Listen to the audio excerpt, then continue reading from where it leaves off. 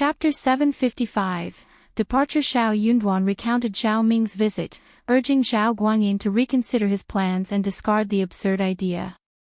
He emphasized the dire conditions of the prison, highlighting the risk to his father and brother's lives, given their age and accustomed luxurious lifestyle. Zhao Guanyin was shocked and scared, expressing his ignorance of the situation. He sought Madame Zhao's explanation, and upon hearing it, he was overwhelmed with anger. After the Zhao family decided to repay their debt using their own assets and leave the county, County Magistrate Qiao showed leniency. He made it clear that on the day of their departure, old Master Zhao and his son would be released from prison. Amidst his preparations to transfer their properties and depart in 2 days, his mother proposed such a foolish idea. Couldn't she have inquired about the relationship between the third and first section of the family to determine if sacrificing their own son and daughter-in-law was necessary for the sake of the third branch? Madame Zhao remained unconvinced.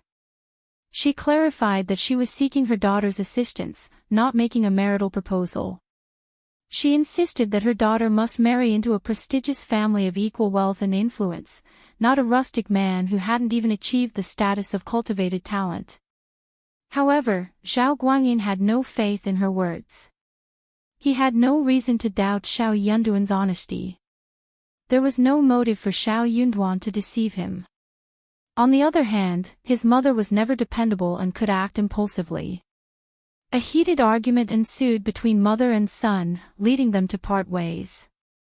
Determined to complete the tasks at hand, Zhao Guanyin worked through the night, planning to depart the next morning.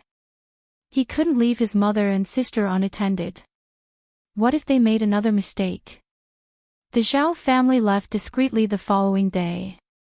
To Zhao Guanjin's astonishment, as they left the city, County Magistrate Qiao's men seized the money and 2 boxes of treasure that he had instructed his wife to hide. In an instant, those possessions, along with the money, valued between 60,000 to 70,000 liang, vanished. What remained were a few jewelry pieces belonging to the daughter-in-law and mother, the least valuable among their collection. The most precious pieces were not seized by the authorities, but their worth was only a few hundred liang. Madame Zhao and her daughter-in-law wept inconsolably. Zhao Guanjin's heart sank. If they had over 10,000 liang, he would have been confident in starting a new venture, not a grand fortune, but a stable and comfortable life. However, a few hundred liang couldn't provide much assistance. With their settlement, the remaining money was only sufficient for a small-scale business to sustain their livelihood. Zhao Guanyin had never expected that everything unfolded due to his mother and sister's actions. If it weren't for Zhao Ming's visit to Liulang, Shao Yunduan wouldn't have alerted County Magistrate Qiao about the possibility of Zhao Guanyin hiding his properties. As a result, County Magistrate Qiao wouldn't have entertained the idea or stationed guards at the city gate for inspection. Shao Yunduan didn't intend for this chain of events to unfold, and he was willing to let Zhao Guanyin keep some of his properties hidden. County Magistrate Qiao, consumed by his desire for the confiscated properties from the Zhao family, wouldn't have ordered a search of their wagon. However, the Zhao family's behavior had been repugnant, and it was time for them to face the consequences. After leaving the county, the Zhao family lived a bitter life. Old Master Zhao and Madame Zhao struggled with the unfamiliar food, clothing, accommodations, and travel, which quickly took a toll on their health and accelerated their aging. Chapter 756. Zhao Guanghua was feeling even worse. When he left the county, he was still suffering from the punishment. The wound had not healed, leaving a horrifying appearance on his back. Whenever it rained, he would experience a faint pain in his legs. Despite becoming a member of an ordinary family, Zhao Guanghua had not managed to change his bad temper. He engaged in a street fight, resulting in a broken leg. Irritated by the incident, Old Master Zhao and Madame Zhao confronted the person responsible for breaking Zhao Guanghua's leg. However, their efforts only resulted in humiliation and curses, leaving Madame Zhao infuriated. Her anger led to an illness that persisted for nearly 3 months. In the first half-year, Zhao Guanghua's temper remained unchanged. He caused numerous troubles, resulting in the loss of their remaining money. They even had to use their small yard and house as collateral. Zhao Guangyin felt a deep sense of despair. His father became an alcoholic, and his mother continuously defended his worthless brother. He couldn't bear to continue supporting this family any longer.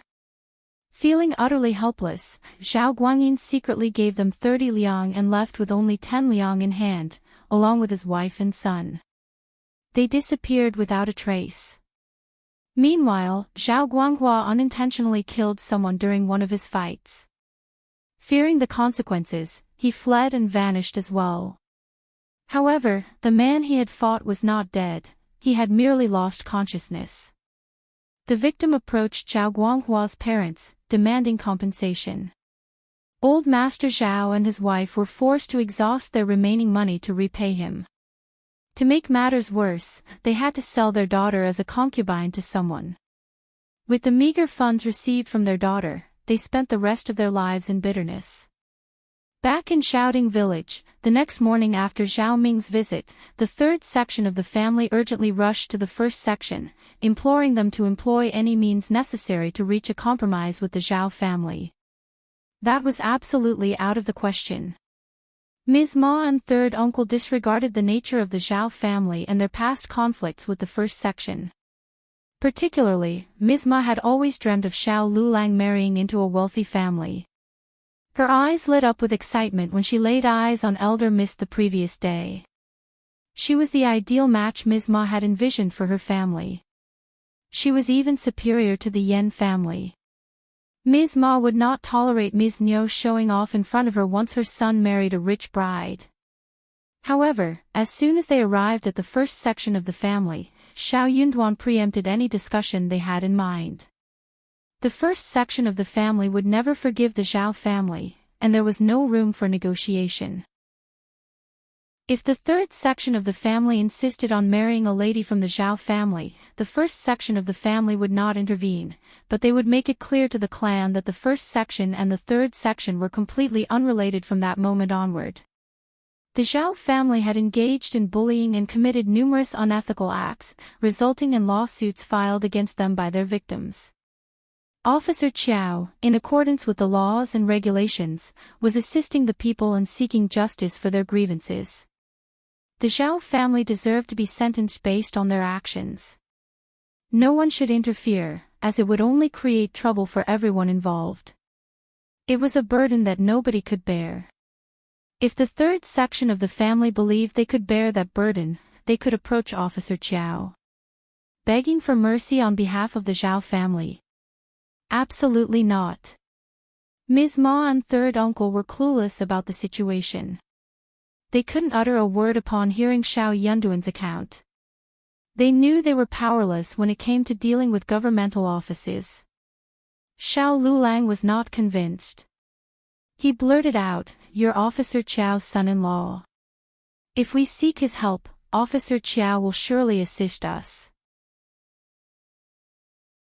Chapter 757, Ding Qiuyue's trip home. Shao Yunduan sneered back. "That family is despicable, and I'm not defending them. They deserve the consequences. Cousin, watch your words. What have you learned from those books? Becoming an officer doesn't mean breaking the law. Are you trying to turn Officer Qiao into one?" Shao Liulang erupted in anger. "Don't act so righteous. Governmental offices are always like this. Even you might not behave well if you become an officer in the future. Don't worry about that. I won't engage in anything against the law." Shao Liulang sneered in frustration and stormed off. Ms. Ma hurriedly followed. "Liulang, why are you leaving?" Shao Liulang gritted his teeth. "Shao Yunduan is heartless. No matter what we say, he won't help us. He's a hypocrite.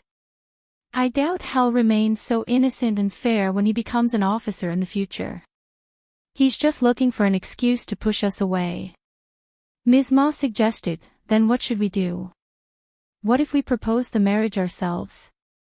Once it's settled, we'll be considered family, and County Magistrate Qiao will have to assist us. Ms. Ma's suggestion sparked an idea in Shao Lulang's mind. He exclaimed, since the first section of the family won't help us, we can go and find County Magistrate Qiao ourselves. He could simply claim that Shao Yunduan had sent him, and the problem would be resolved. Shao Liulang felt a rush of happiness. I have a plan.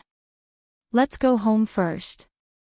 They decided to have breakfast and contemplate their approach before heading to the county city. However, before they could even leave their house, Qiuyue rushed in, looking disheveled.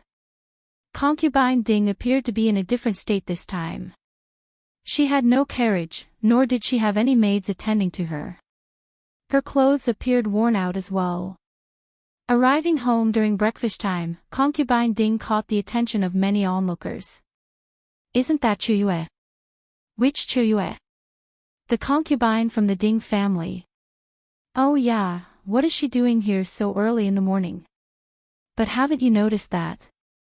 She is not wearing what she was wearing last time. No wonder people say that the Zhao family is falling. The story is true. So what is she doing here this time? The Zhao family sent her. Qiuyue sensed eyes scrutinizing her, filled with judgment and hostility, which made her feel deeply embarrassed. She hurriedly made her way home, avoiding any interaction or response to those around her. The Zhao family members were all filled with anxiety. What would become of them once the Zhao family collapsed? Qiuyue was terrified as well. Being a concubine put her in a position similar to that of a servant. But then, the young master presented her with a release letter, allowing her to leave the Zhao family.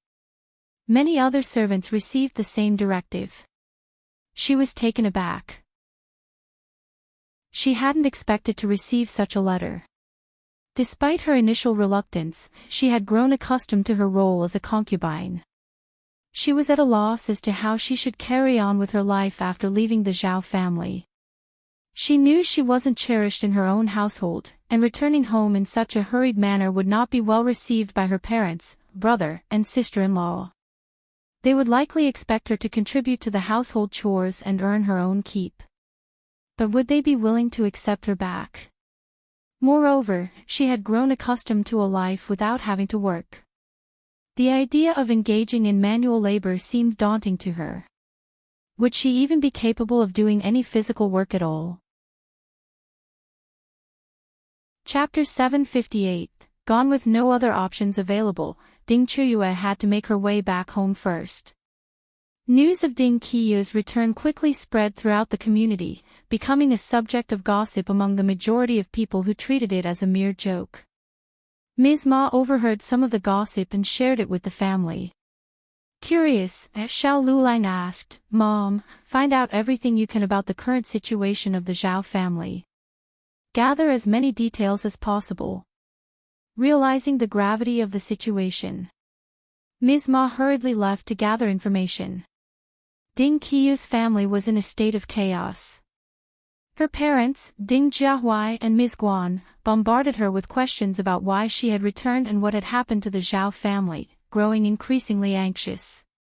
In her distressed state, Qiuyue mumbled incoherently, further frustrating her mother, who snapped at her impatiently.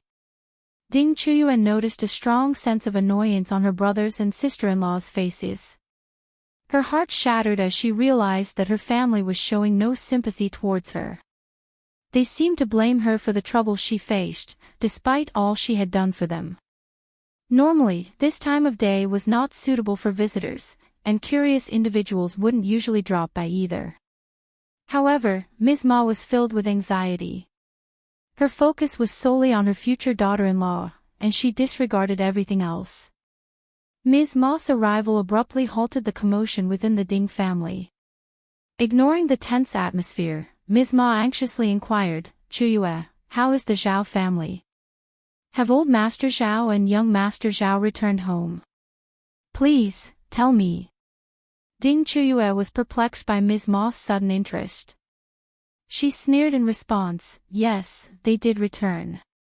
But they left the county early in the morning together. They won't be coming back. What? How can this happen? Ms. Ma exclaimed in shock. Qiuyue sneered, sharing the same sentiment. She couldn't fathom what led to this outcome. Ms. Guan glanced at Ms. Ma curiously. Why are you so concerned about the Zhao family? Of course, I am.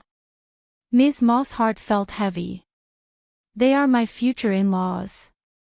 The Ting family stared at Ms. Ma, their eyes widening in confusion. What did you just say? Future in-laws. Are they really your future in-laws? They asked, trying to make sense of the situation.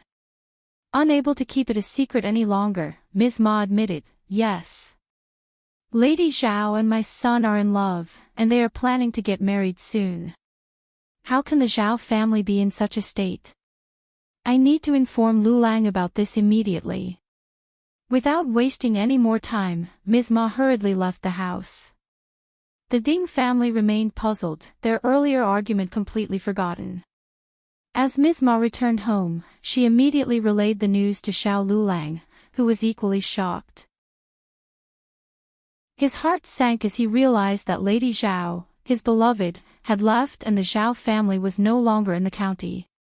What do we do now? What do we do? Shao Liulang's distress matched that of his mother. All his hopes and dreams seemed to crumble in an instant. Ms. Ma felt even more devastated than Shao Liulang. She had lost the chance to flaunt her status with a wealthy daughter-in-law, the opportunity to wear luxurious gold and silver ornaments slipping away. It's all the fault of the first section of the family. Ms. Ma snapped angrily. If it weren't for their coldness, the Zhao family wouldn't have been driven away, and I wouldn't have lost such a good daughter-in-law. I won't let them off easily. I'll reason with them. Shao Liulang, however, intervened, stopping Ms. Ma from causing trouble at the first section of the family. His tone turned cold as he said, "Leave it. There's no need to go to them anymore. They're hypocritical, and if you confront them, they'll only counter you. You won't be able to win against them." Chapter 759, Shao Liulang's Grudge MS. Ma. She wouldn't be able to defeat them in any way. I'll do my best, Shao Liulang declared, clenching his fist. I'll study hard and surpass Shao Yunduan. I'll make it, I'm determined. Yes. Ms. Ma's spirit was reignited. My son has always been clever, better than Shao Yunduan. I'm confident you'll succeed, and when that time comes, you can marry any girl you want. Bah. Shao Liulang's expression darkened, and he fell into silence. Any girl? He wasn't so sure about that. But he knew one thing for certain, he genuinely liked Lady Zhao. She was the only one who treated him with respect and trust, the only one who would smile at him and ask him to spend time together, relying on him whenever she faced difficulties. But he had failed to help her. And now he had lost her too. Shao Yunduan had shattered his happiness, and he wasn't going to give up easily. While Ms. Ma continued to nag and defend her son, Shao Liulang tuned out, lost in his own thoughts. The Zhao family faded away from the county, soon becoming a forgotten memory. As for Qiuyue, her life as a concubine was filled with bitterness. Her hostile sister-in-law constantly gave her trouble at work, sneering at her and hurling insults. Qiuyue understood the need to be tolerant while living under someone else's roof, but there were moments when she reached her breaking point. Unable to bear it any longer, she found herself engaged in arguments with her sister-in-law, leading to heated exchanges. Even her own mother blamed her and chaos reigned within the family. Driven to annoyance and fury, Qiuyue decided she had to escape. She fled her home and, before leaving the village, she made a visit to the first section of the Shao family once more. However, Miss Fong refused to allow her into the yard. Unperturbed, Qiuyue apologized to Miss Fong, explaining that she had come before because old Master Zhao had instructed her to set up Shao Yunduan. After leaving the village, Qiuyue lived as a wanderer for a while until she eventually married a widower in his 40s. They had a son together, and their life gradually improved. From that moment onward, she never returned to her mother's home. Ms. Guan made an attempt to visit her once, hoping to gain some benefits from the new situation. However, Qiuyue promptly chased them away with broomsticks, and they never dared to approach her again. The entire village found amusement in the misfortune of Ms. Guan and her family, drawing comparisons to the troublesome Zhang family from Zhang village. Ms. Fong was deeply disturbed by Qiuyue's revelations. She immediately confronted Qiao Xian and Shao Yunduan about the matter. The three of them exchanged worried glances, realizing the gravity of the situation. Qiao Xian spoke up, "Mother, this serves as a reminder for us. As the husband is the provincial champion and soon to become an advanced scholar, he will likely pursue a career as an officer in the future. There will be many attempts to undermine us. It's not just him, elder brother and third brother should also be cautious. Qi and Tao should choose their martial partners wisely too. We can't allow random choices." Ms. Fong nodded in agreement, "You're right. We must keep this in mind." Ms. Su and Yang Xiaoni shared the same sentiment, expressing even greater concern. They were determined to ensure that their husbands remained loyal and committed, without any other women entering the picture. Chapter 760, What If Also, as they had overcome difficult times together and now enjoyed a comfortable life in a spacious and well-furnished home, with abundant food and clothing, as well as substantial savings, they couldn't help but worry about the potential risks of someone trying to take advantage of their newfound prosperity. They were aware that there would be many women who might be enticed by the prospect of becoming concubines to the boys, considering their economic independence and social standing. They understood that such temptations could arise, and they needed to be prepared. Moved by the concerns and emotions in the air, Shao Sanlang turned to Yang Xiaoni with earnestness in his eyes, saying, "My love, I will never betray you. I want no one but you." Yang Xiaoni blushed, her eyes filled with affection as she responded, "I know you treat me the best." Brother Sanlang, interrupting their moment, Qiao Xian cleared her throat and spoke up, "Third brother, I have to provide you with a little reminder here. What if someone deliberately gets you drunk at a banquet and places a woman in your arms? What if you encounter a seemingly helpless young girl who faints on the street just as you pass by? What if a girl pursued by hooligans seeks refuge and throws herself into your arms, begging for protection? What if you are framed and unknowingly find yourself in a compromising situation? Please, fifth sister-in-law, no more what-ifs. My head is already pounding." Shao Sanlang exclaimed, feeling overwhelmed by the possibilities being discussed. Qiao Xian couldn't help but smile at his reaction. "I'm just presenting potential scenarios, my dear brother. As we become wealthier and if my husband attains a position in the government, our influence and interactions with prominent households and affluent individuals will increase. These situations are not uncommon in such circles, and some tricks can be even more absurd than what I've mentioned." Qiao Xian turned to Shao Sanlang and asked, "Third brother, how would you handle such challenges if you were to encounter them?" Shao Sanlang was taken aback, his mind racing to find a suitable response.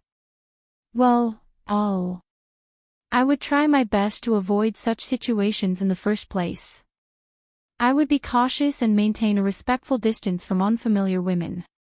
And if, by any unfortunate circumstance, I found myself in a compromising position, I would immediately remove myself from it and seek guidance from you, my brothers and sisters-in-law, on how to handle it appropriately." Ms. Fong, Ms. Su, and Yang Xiaoni were all taken aback by the depth and complexity of the world being revealed to them. They had never imagined that life could be so intricate and filled with unexpected challenges.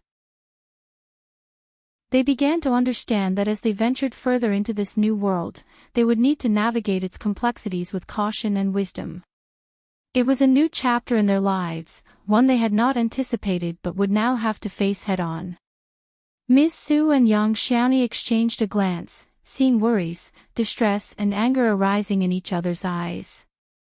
Fifth sister-in-law, you are the clever one, tell us what we should do if we run into these problems. Ms. Su asked for help. Yang Xiaoni also nodded when she realized what was going on. Yeah, fifth sister-in-law, teach us. Qiao Xian smiled. It is not very difficult. You should be cautious and hard-hearted.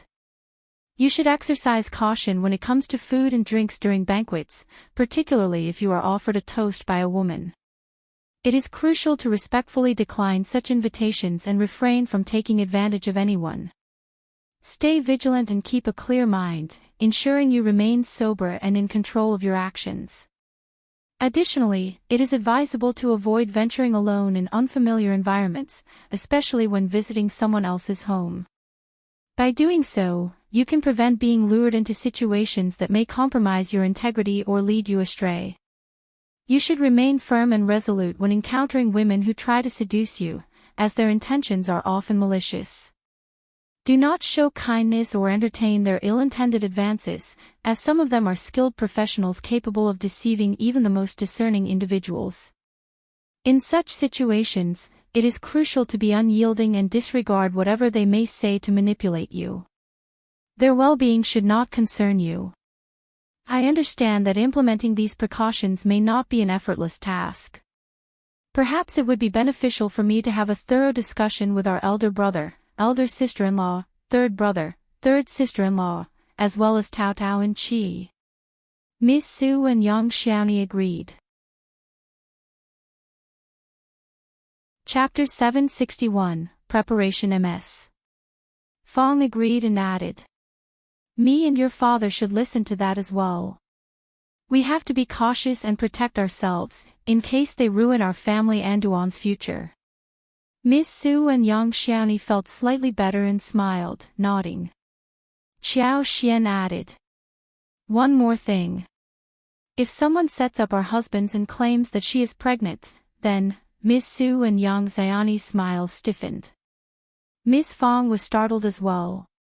Qiao Xian did not mention this on purpose, but that is something that could not be ignored. She needed to mention this after all. That was a way for women in ancient times to cause trouble. Even in the modern time, there were many parents who cared about children. What if someone made it with a man in the Shao family, and came to the door with tears in their eyes? What should they do about it? Who would be so hard-hearted as to drive her away? Even though men might turn her down, yet women of the family might not be able to do so, otherwise the women would be considered vicious, jealous and not at all understanding, so that their children would not be able to find any marital suitors. Also, in-laws would not tolerate grandchildren to be out on the street like orphans. Shao Sanlang turned to Yang Xiaoni with sincerity in his eyes. Darling, I assure you that I will be extremely cautious and vigilant. I will do everything in my power to ensure that I am not set up. You have to trust me. Yang Xiaoni said, Of course, I trust you. But what if you find yourself in a situation where someone tries to manipulate or deceive you? I definitely won't. What if? Qiao Xian found the dynamic between her family members interesting yet slightly irritating. She couldn't help but cast a glance at Shao Yunduan, who had been quietly listening to their discussion without feeling the need to be warned. Shao Yunduan confidently interjected, I won't be set up. He exuded a strong sense of self-assurance in this regard. As Yang Xiaoni and Shao Sanlang continued their argument, the atmosphere grew tense, leaving Ms. Su feeling overwhelmed and unsure of what to say. Ms. Fong, growing frustrated with the ongoing dispute, firmly interjected, Enough, both of you. Just stop arguing. If such a situation were to occur, we will ensure the safety and well-being of our children while providing the woman with a suitable settlement. Regardless, we must never allow individuals with ill intentions and a tarnished reputation to enter our home. Ms. Su and Yang Xiaoni felt slightly relieved. You are right, Mom. We do as you say.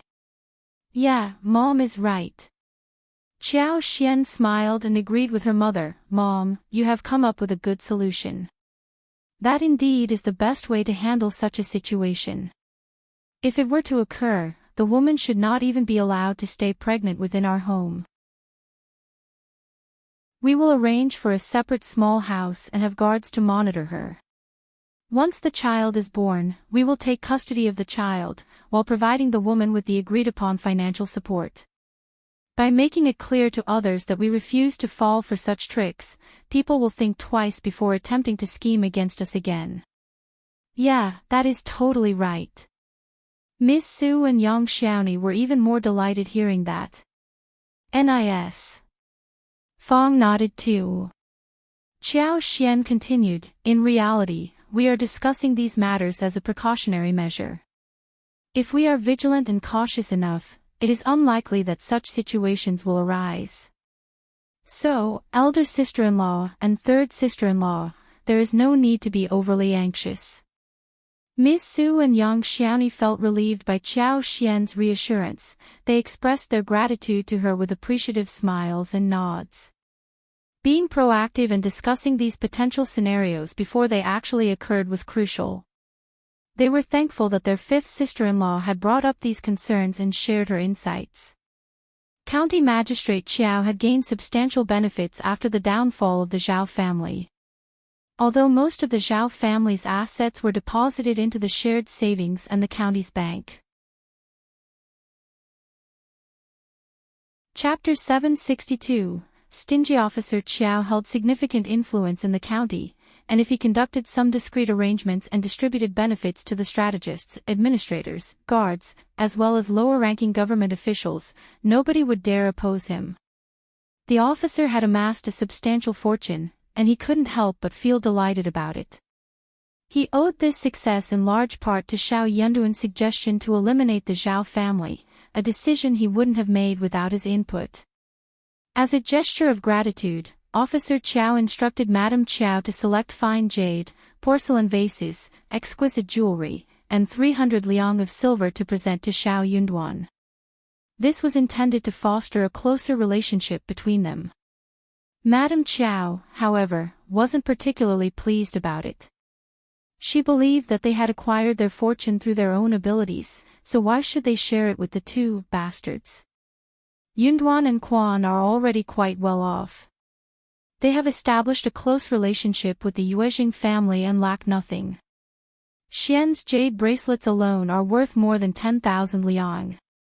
Officer Qiao's expression turned sour. He had been coveting Qiao Xian's bracelets for a while.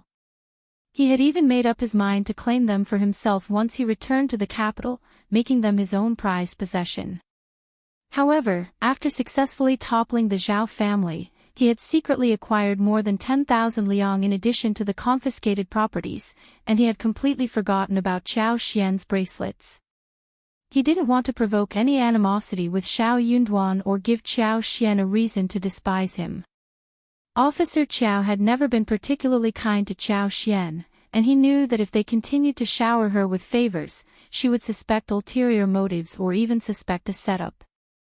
Women were often suspicious and had a tendency to harbor grudges. What if she whispered something to Shao Yunduan? That would certainly complicate matters. Officer Qiao continued, unfazed by Madame Qiao's discomfort.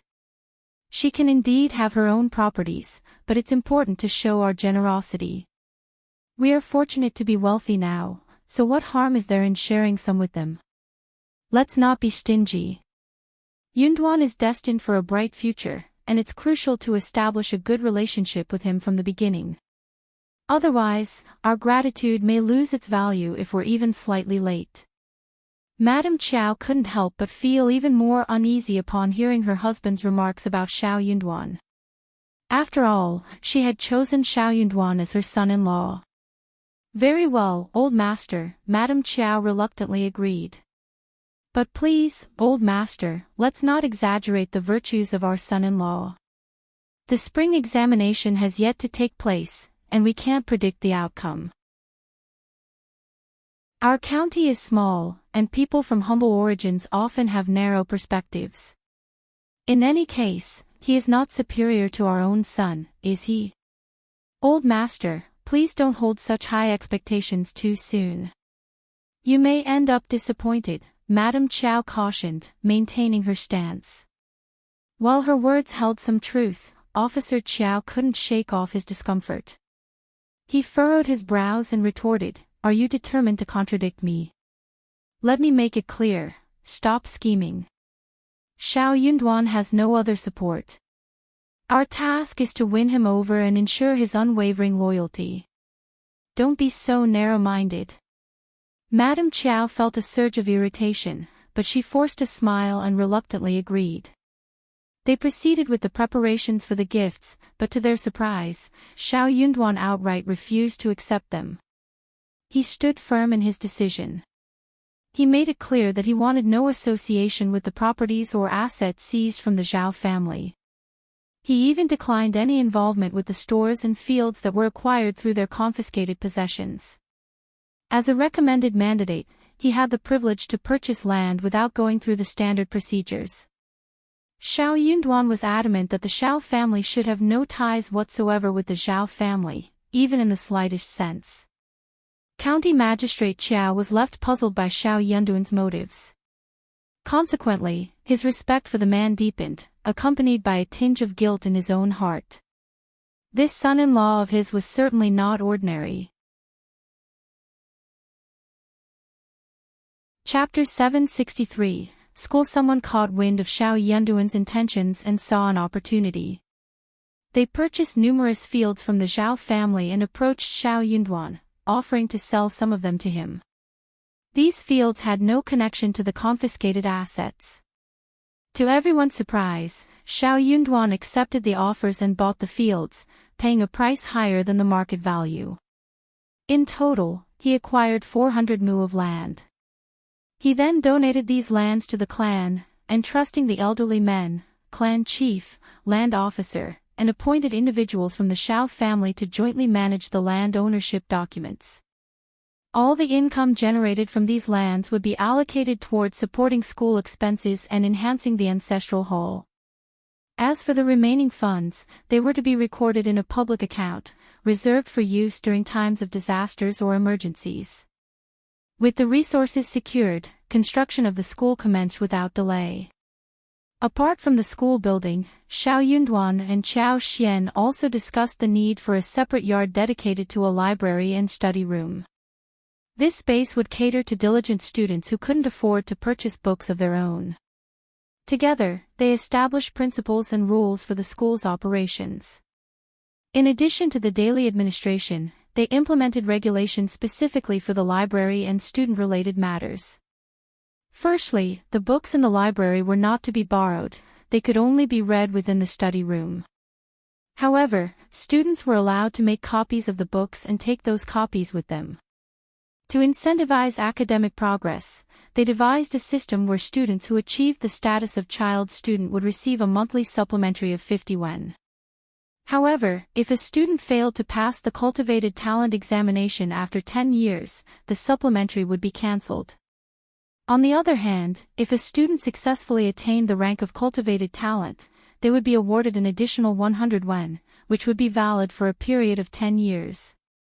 Furthermore, a fare of 10 liang would be provided to any student who needed to travel for the autumn examination. This fare would cover the expenses for each journey made to attend the examination. The established standards served as a foundation, but they were open to adjustments based on the actual circumstances, with approval from the clan.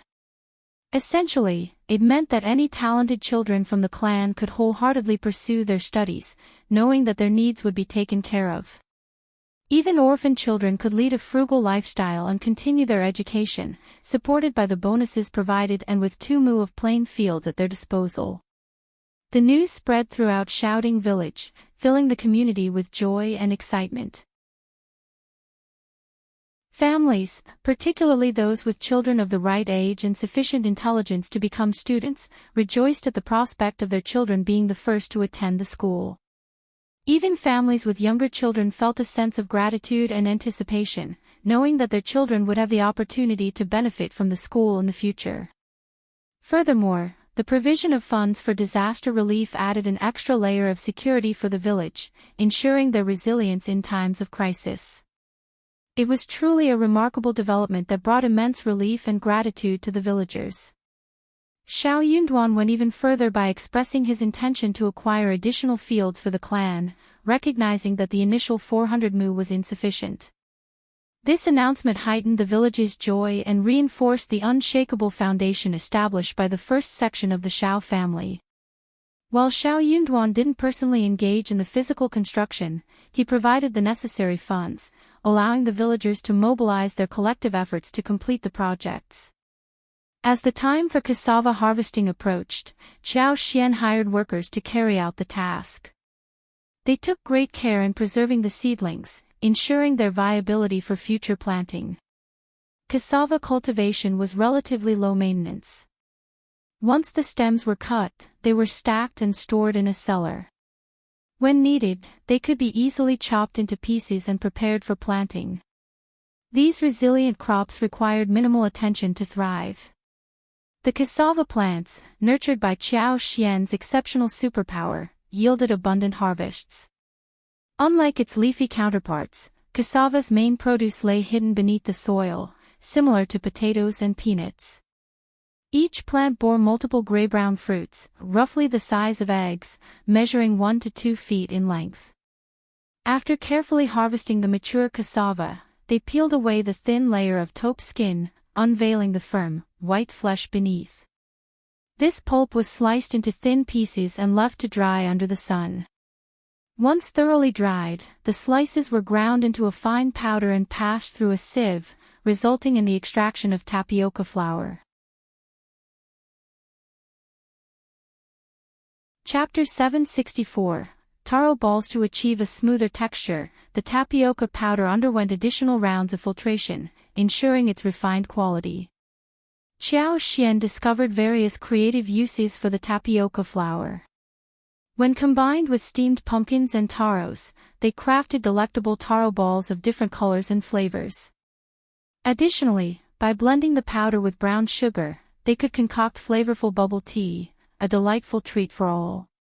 In preparation for the upcoming mid-autumn day, they planned to sun-dry the cassavas so they could transport them to the province. The dried cassavas would then be used to make winter desserts, incorporating taros, bubbles, and sugar water. However, a challenge remained. Despite the increased production volume enabled by Qiao Xian's superpower, the total volume was still insufficient. They needed a steady daily supply to ensure that the stock would last until the following year. Nevertheless, they remained optimistic that the situation would improve in the coming year, allowing for greater production and availability. With the arrival of autumn and the colder weather, Qiao Xian decided to hire workers to cultivate more barren land for cassava planting. The villagers were intrigued by the unfamiliar crop and began asking questions.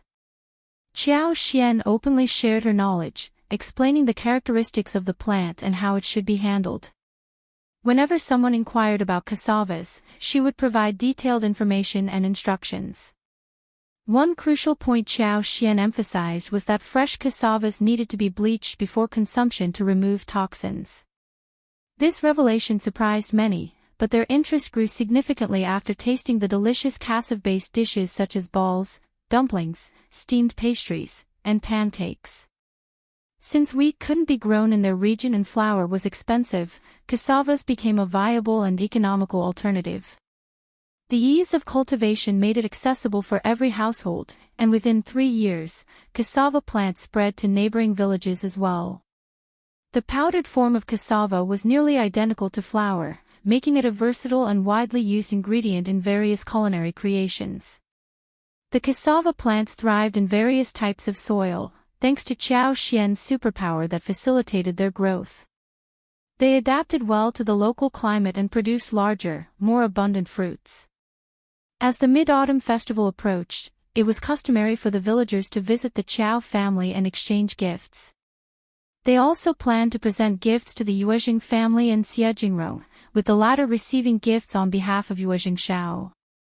Dragon fruits, papayas, pineapples, sugarcanes, tangerines, and bananas were all reaching maturity.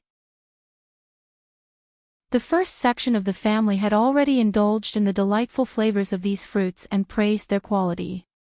The bananas, pineapples, and dragon fruits were especially well received. Qiao Xian carefully selected the ripe fruits as presents for the Yuezheng family and Yuezheng. Although the quantity wasn't large, the fruits were exceptionally fresh and flavorful. Under First Madam's instructions, Chu Shan was tasked with delivering the gifts along with those from Yuezheng.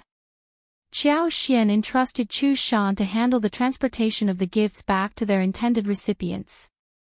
Qiao Xian made a mental note to bring a larger quantity of fruits on her next visit. The fruits were thriving and possessed a delicious flavor that she was certain would be enjoyed by Yuezheng Shao and the rest of the family. As for the gifts prepared for the Qiao family, they were not particularly extravagant. They didn't include any of the fruits or special plants grown in their garden, such as watermelons or the precious snow fungus, honey, and lipsticks. Instead, they adhered to the traditional practice of purchasing items from stores. However, this time they bought a slightly larger quantity of gifts compared to previous visits, as the Qiao family were aware that they were in a better financial situation. Chapter 765, Mid-Autumn Festival. Officer Qiao's warm reception and his enthusiastic greeting to Shao Yunduan as the best son-in-law was a noticeable change in attitude.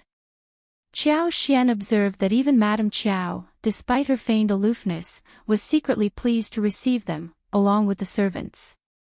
Even concubine Du and Qiao Ko, who had never experienced such treatment before, were included in the warm welcome. Qiao Wei couldn't help but size up Qiao Xian once again. She was adorned in a vibrant water-red satin embroidered with delicate primroses and a butterfly pattern, paired with a light beige thread-stitched long skirt. The ensemble beautifully accentuated her slim and graceful figure. Her ebony bun was immaculately styled, and the elegant hairpin adorned with pearls, pomegranate, and magnolia flowers added a touch of luxury and sophistication. Qiao Xian's elegance emanated not from excessive ornamentation but from her refined demeanor, exuding a sense of nobility and propriety. Qiao Wei couldn't help but feel a pang of envy. She reluctantly acknowledged that a well-dressed appearance enhanced a person's overall beauty. Seeing Qiao Xian, who used to appear introverted, now radiating with confidence, she couldn't deny the transformative power of clothing. Qiao Wei couldn't help but fixate on Qiao Xian's bracelets once again. Another new pair. She thought to herself. This time, Qiao Xian adorned her wrists with a pair of intricately carved gold bangles, adorned with several lustrous pearls. The oval-shaped gold bracelets featured elaborate floral motifs, intricately sculpted and polished to perfection. Several snow-white pearls, each the size of a thumb, were meticulously embedded throughout the design. The edges of the bracelets were accented with a delicate tortoiseshell inlay, providing a subtle yet opulent contrast to the modest gold hue. While gold bracelets were not uncommon, a pair with such large and exquisite pearls was truly a rare find. First Madam certainly treats you well, sister. Did she gift you these magnificent bracelets too? Qiao Wei asked with a tinge of bitterness, aware that her question was laced with envy. After all, every young girl had a fondness for beautiful, exquisite, and precious jewelry. Qiao Wei, who had recently splurged on some new ornaments from the province, had planned to flaunt them in front of Qiao Xian. However, her confidence waned as she glanced at her own bracelets, which had cost her 1,000 liang after days of pestering her parents. Qiao Xian responded with a gentle smile. Yes, elder Aunt Yuezheng has always been kind to me. She even wanted to make me her goddaughter, but I declined because I don't believe I deserve such an honor. Nevertheless, she sees me as a good person and treats me accordingly. What? Madame Qiao exclaimed, a pang of disappointment washing over her. Though upon reflection, she realized that Qiao Xian's refusal was probably for the best. Otherwise, she might have become more unruly. However, deep down, Madame Qiao couldn't help but feel a slight sense of injustice based on Qiao Xian's words. Naturally, she assumed that if the first madam wished to accept Xiao Xian as her goddaughter, her own daughter should also be considered. After all, her own daughter was surely superior to Xiao Xian, wasn't she? Madame Qiao entertained the idea of finding a godmother for her daughter. The Yuezheng family, being a prosperous business family, held significant influence, and establishing a connection with them would undoubtedly bring numerous advantages. The jealousy of Qiao Ko and Qiao Wei towards Xiao Xian was evident as they couldn't help but sneer. They believed that Xiao Xian was fabricating her claims, insisting that the first madam would never have liked her. "She's just bragging," Qiao Ko muttered under her breath, while Qiao Wei nodded in agreement. Xiao Xian, sensing their disbelief, found amusement in their reactions. She smiled, feeling a sudden urge to find a peaceful spot for a nap. She wondered if there was a suitable place available for her. Deep down, Xiao Xian acknowledged the strained relationship she had with her lineal mother and stepsister. Aware that they were obligated to treat her cordially under her father's watchful eye, she saw no point in prolonging their interactions if they truly disliked one another. After all, she considered herself considerate in avoiding unnecessary confrontations with them.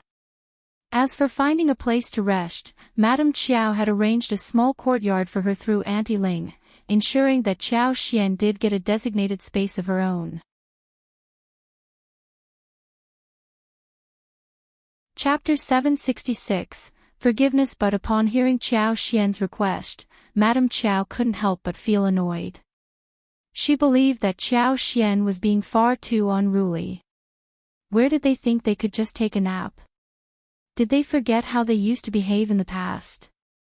In her previous days, she would have never dared to make such a request.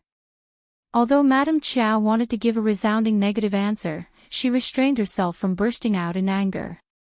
It was fortunate that she was out of sight.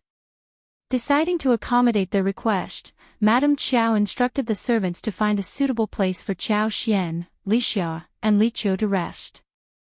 The courtyard was carefully prepared, and despite some wilted flowers on the table, an array of pastries, snacks, and drinks were served. However, Li Xia and Li Qiu couldn't help but voice their dissatisfaction upon seeing the pastries and snacks. The pastries lack the smoothness of ours. They are so roughly made. The tea has no scent and looks far inferior to what we have at home. And these flowers, they are not as pretty or fragrant as ours. Xiao Xian couldn't help but be amused by their complaints. After all, she was the one who had created those pastries at home, using the finest ingredients. The tea she served was made from the most precious tea leaves, cultivated and nurtured under her watchful eye with her unique powers. Naturally, nothing could compare to the quality she had achieved. The Qiao family was no longer a threat to her. Together with Shao Yunduan, they had been strategizing on how to sever ties with the Qiao family.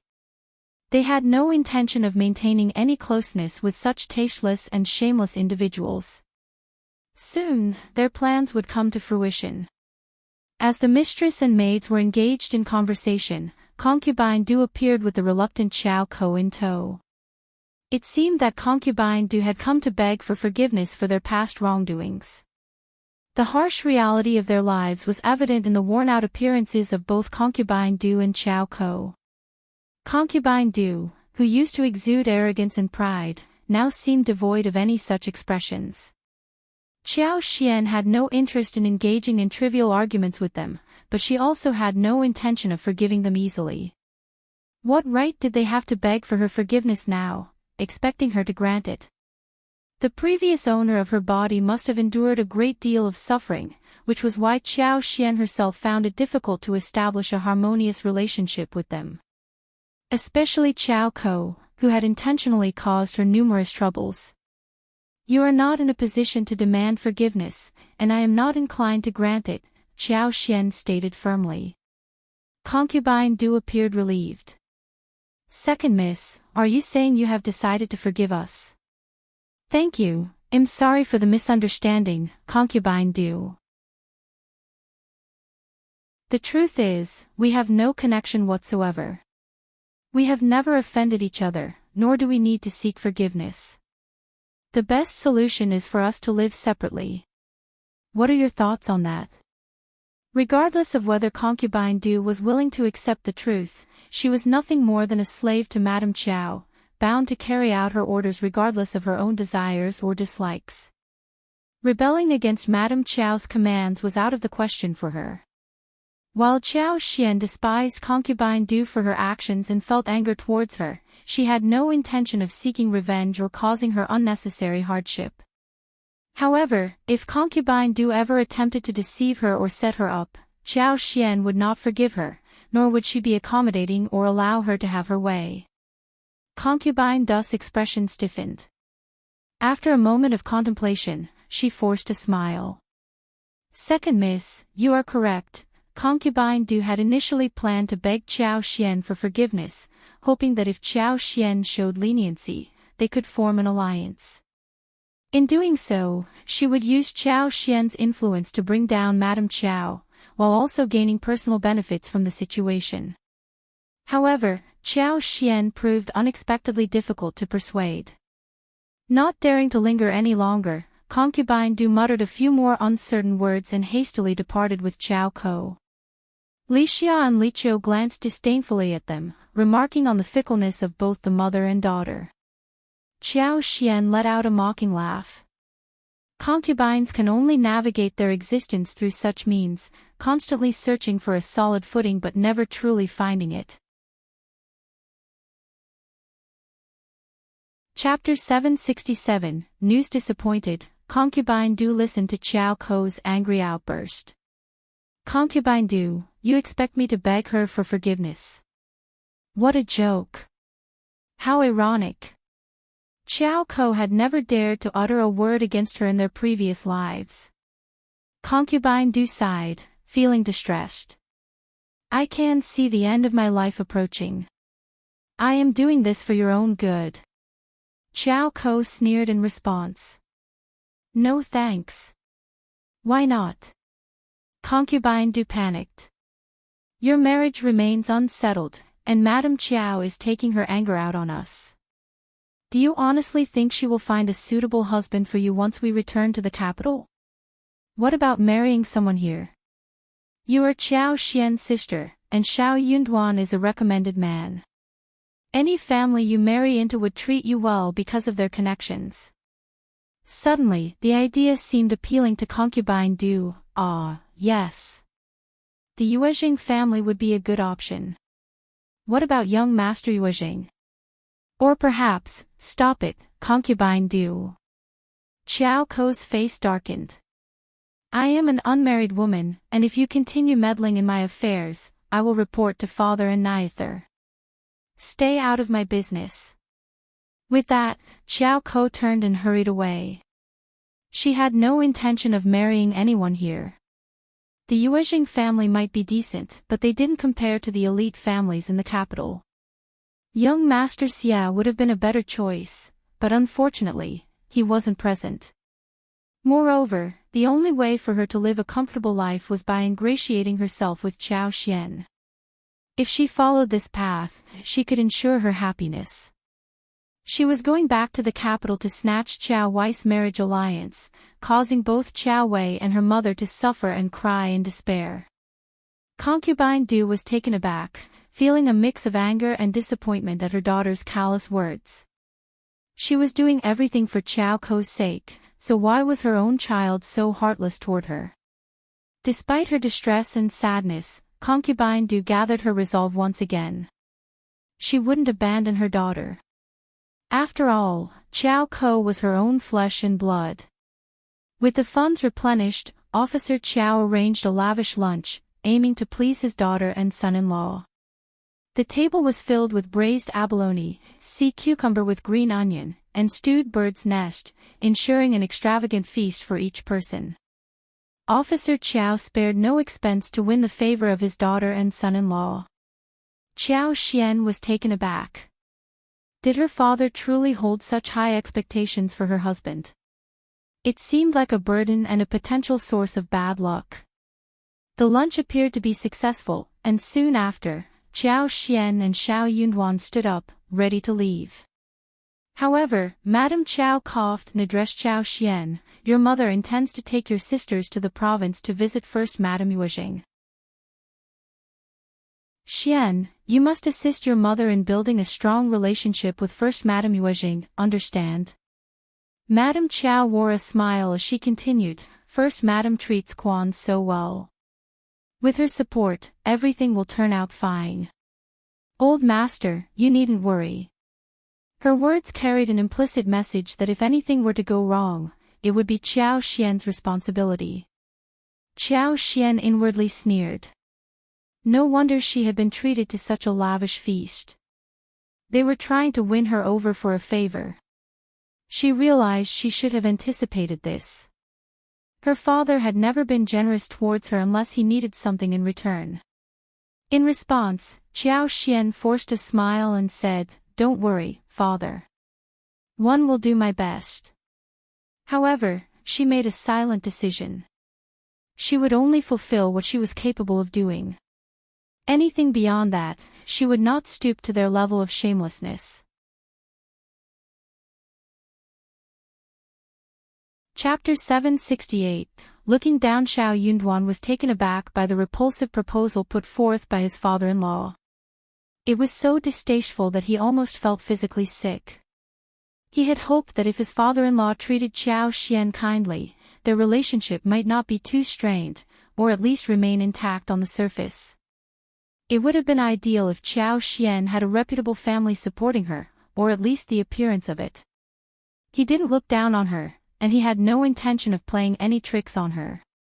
However, he couldn't guarantee that others wouldn't try to undermine her. He didn't want anyone to belittle her or plot against her. When Qiao Xian informed him and her family about the unsavory matters, she should have realized that she needed to be cautious. If he were to become an officer in the future, would there be those who would conspire against her, knowing she lacked a strong family background? Perhaps he was being overly cautious, but it was better to be prepared for any potential challenges. Shao Yunduan had not anticipated the selfishness of the Qiao family. They did not deserve the support of Qiao Xian's family. Father-in-law, it's getting late. We should head home, Shao Yunduan suggested, showing his lack of interest in prolonging their stay. Officer Qiao had intended to share more thoughts with Qiao Xian, but upon noticing Shao Yunduan's slightly impatient expression, he decided against it and allowed them to leave. Qiao Wei pursed her lips and muttered, Mom, I don't think second sister is willing to help us. She must hate us, which is why she won't lend a hand. Madame Qiao smiled reassuringly. Oh, no, that's not true. She is your father's daughter and will always stand by his side. Daughters would never harbor hatred towards their fathers, right? Officer Qiao shot an irritated glance at Qiao Wei. Your mother is correct. Your sister isn't as narrow-minded as you think. Even if she were, she should never hate her parents. What are you even suggesting? Madame Qiao smiled. Don't blame Wei. She's just being concerned. Officer Qiao snorted but didn't say anything further. Soon, mid-autumn day arrived, and the harvest season was approaching. The first section of the Shao family owned only a few fields, so they hired workers to help with the reaping, alleviating the burden on the family. However, the fields in Zhang village required more attention. There was also a pond that yielded fruits. Qiao Xian harvested some lotus roots and water chestnuts to bring home. The water chestnuts were steamed directly in a steamer. Once cooked, the black and hard shells were peeled off, revealing the snow-white flesh of the water chestnuts. They had a tender and chewy texture, with a fresh and sweet taste unique to aquatic plants. The lotus roots were cut into chunks and stewed with pig's trotters and peanuts. The resulting soup was rich and flavorful, while the lotus roots themselves were fresh and sweet. Additionally, they made hot and sour lotus root sticks. The soy-colored sauce clung to the finger-sized lotus root sticks, which were stir-fried with garlic cloves, green peppers, and red sour peppers. The dish offered a delightful combination of crispiness, spiciness, and tanginess. The whole family enjoyed a satisfying and delicious meal. The abundance of lotus roots allowed the family to enjoy various dishes for months to come. They could prepare cold lotus root slices, hot and sour diced lotus root, stir-fried lotus root slices, deep-fried lotus root chips, steamed lotus root meat pie, lotus root meatballs, lotus root ribs stewed soup, osmanthus glutinous rice with lotus roots, and more. The versatility of lotus roots provided endless culinary possibilities.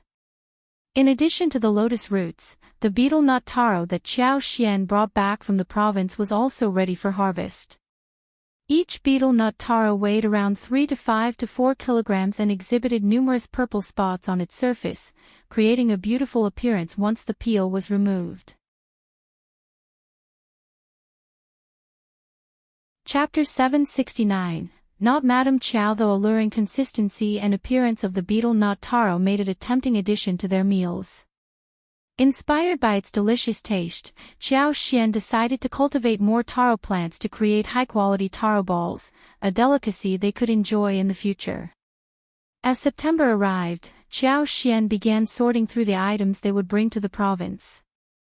They had nearly 100 kilograms of snow fungus and 800 lipsticks, which they intended to take along. Additionally, they planned to bring a variety of harvested goods for First Madam. Among these items were the lotus roots they had, but they also included a selection of taros. They would also bring Gastrodia elata, heterophylla, and figs. Other fruits such as ripe dragon fruits, pineapples, bananas, papayas, tangerines, and sugarcanes would also be included. While the quantity of these fruits was not substantial, their freshness and vibrant flavors added a sense of confidence to Qiao. The fruits from the southern region thrived remarkably, particularly the dragon fruits and papayas, enhancing the array of offerings they would present to First Madam. In addition to the fruits mentioned earlier, Qiao had plans to grow lychees, longans, and mangoes, as long as everything went well after the cold winter. The fruit trees had grown thick, their trunks as wide as her arms, demonstrating their robust and healthy condition. They promised a bountiful harvest in the coming year. With all preparations in order, Qiao and Shao Yunduan, accompanied by Nis. Fang, elder uncle, young Xiaoni, Shao Sanlang, Qi, Tao Tao, Shao Junyan, and Shao Qing, embarked on their journey to the province for a delightful time. Eldest uncle initially hesitated to join, but Ms. Fang insisted on his presence. It was necessary to have someone remain in the village for the sake of the family's security and stability. Xiao Daolong and Ms. Su chose to stay behind, attending to the care of their youngest son. The little boy was still too young to embark on a long trip. However, Ms. Su held hope in her heart, believing that there would be future opportunities for them to travel there. Qiao entrusted the care of Ms. Su to Li Xia and Li Qiu, while Qiuyue and Chunfeng accompanied the group on their journey. Due to the construction of the school, the first section of the Shao family had gained recognition in the village, which provided reassurance to Qiao and Shao Yunduan to leave only Ms. Su and Shao Daolong at home. With the support of the land officer and elderly men, anyone causing trouble to the family would not be tolerated. They had hired 3 wagons for the trip. One wagon was designated for carrying goods and presents, while the other 2 served as transportation for the travelers. They set off from the county early on the 5th of September. Qiao deliberately did not inform Madame Qiao about their departure, nor did she allow her to join them on the journey. Qiao was determined to keep them out of their affairs and prevent them from exerting any influence or control over their plans. The Qiao family remained unaware that Qiao and Shao Yunduan had already traveled to the province for their own shopping trip. Meanwhile, Madame Qiao was still in discussions with County Magistrate Qiao about their planned visit to the Yuezheng family on the 8th of September, intending to leave on the 7th. Madame Qiao believed that if they could spend the festival together, it would strengthen their relationship with the Yuezheng family. Officer Qiao supported this idea wholeheartedly. On the 6th day, Madame Qiao sent Auntie Ling to fetch Qiao from Shaoding village to bring her back to the mansion, so they could travel together the following morning. However, to her surprise, Auntie Ling returned alone. Auntie Ling informed Madame Qiao that the Qiao family had already departed for the province the previous day. Madame Qiao couldn't believe what she was hearing. "What are you saying? How dare she?" Qiuyue sneered and suggested. Elle knew that girl was just pretending. "Mom, let's inform father about this so that he can reprimand her." Chapter 770, How Dare? Madame Qiao's expression darkened. "Auntie Ling, speak clearly and tell me everything." She needed to inform Old Master about this situation and understand what was truly happening. Auntie Ling continued, "When I arrived at the house, only Shao Daolang and his wife were present. I asked them about second Miss going to the province, but Miss Su claimed she had no knowledge of it. She mentioned that she was occupied with taking care of the children and had no idea about second Miss plans. In fact, she suggested that I ask second Miss directly." Madame Qiao realized that this was part of the plan Qiao Xian had discussed with Miss Su. No matter who from the Qiao family came asking, Miss Su was instructed to respond with, "I don't know," and nothing more. Miss Su also had reservations about engaging with Auntie Ling, concerned that she might be drawn into something. Therefore, she followed Qiao Xian's instructions and consistently maintained that she had no information. Miss Su used the excuse of being busy at home to deflect Auntie Ling's probing and ultimately dismissed her. Auntie Ling, seething with anger, couldn't believe that she had been dismissed by a rural woman. However, she reminded herself that Miss Su was, in fact, her younger sister-in-law, and as an elder, she shouldn't pry too much into her affairs. Reluctantly, Auntie Ling made her way back home. Madame Qiao was equally frustrated. Qiao Xian must have deliberately done this. Qiuyue chimed in with a sneer, "Of course. Mom, she puts on a facade of kindness in front of father, but deep down, she's not on our side. She still holds a grudge against us. Otherwise, she wouldn't have kept those precious ornaments a secret from us." Qiuyue couldn't help but feel envious, especially when she thought about the luxurious bracelets adorning Qiao Xian's wrists. She had never seen such extravagant jewelry before, and she couldn't help but wonder how Qiao Xian had obtained them. Madame Qiao sneered in agreement and promptly ordered Auntie Ling to bring County Magistrate Qiao to her room. She needed to discuss this matter with him and find out the truth. County Magistrate Qiao, initially assuming that Madame Qiao had brought up the matter to deliver some greetings from Qiao Xian, was taken aback by her angry outburst. He asked in a cold tone, "Is there a misunderstanding between?" Madame Qiao let out a sigh and replied, "Old Master, Auntie Ling personally went to Shouting Village. There's no room for misunderstanding. It seems that Xian still holds a grudge against us." County Magistrate Qiao's expression darkened further.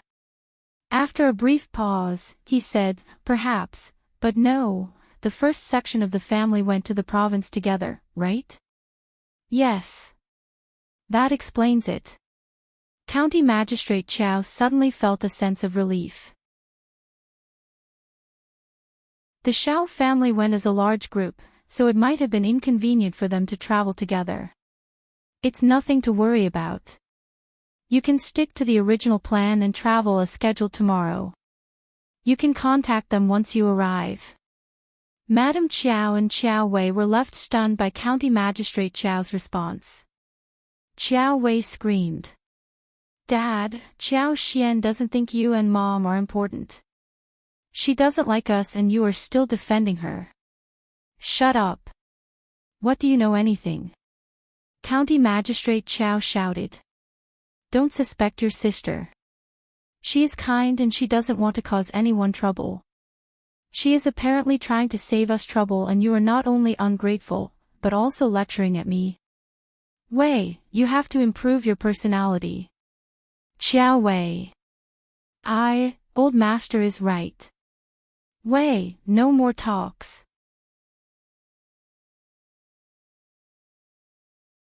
Chapter 771, County Magistrate Self-Respect. Madame Qiao drove away Qiuyue and she smiled. "You're right, Old Master. It would be foolish for Qiao Xian to stay with the Yuezheng family. It would only bring disrespect and disdain upon us. County Magistrate Qiao was startled, and he could no longer keep the composure. Qiao Xian and Shao Yunduan passed by the county but did not even greet them, though they did not want to cause them trouble. They did not even inform them where and how to reach each other in the province.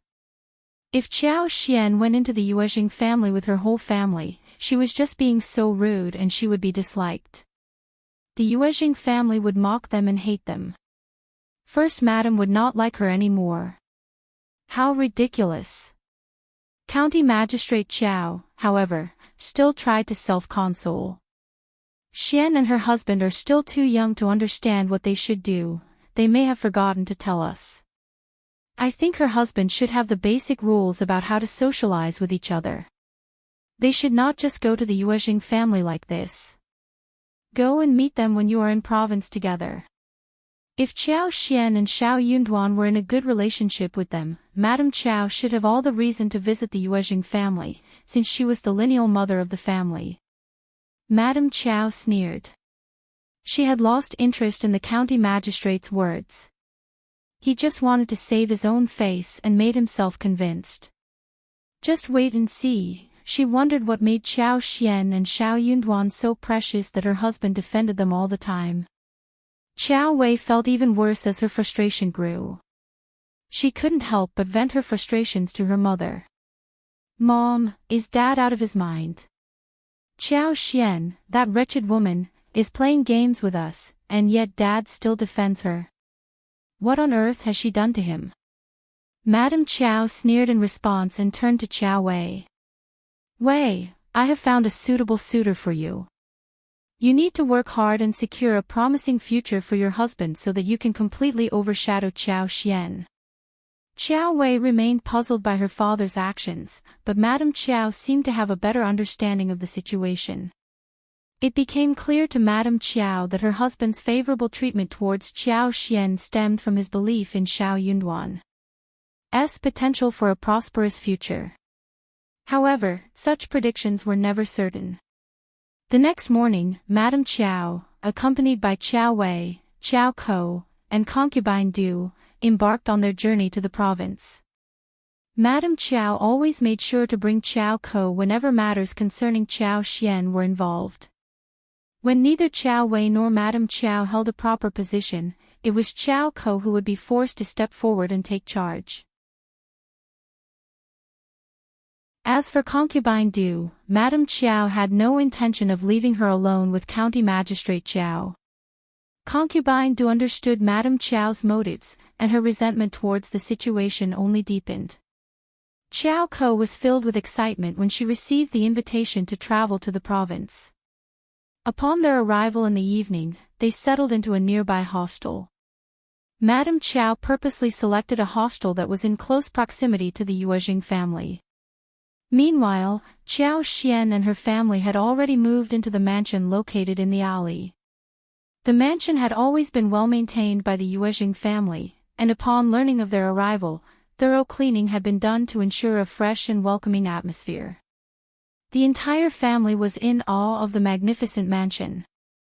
Wow, this is our house.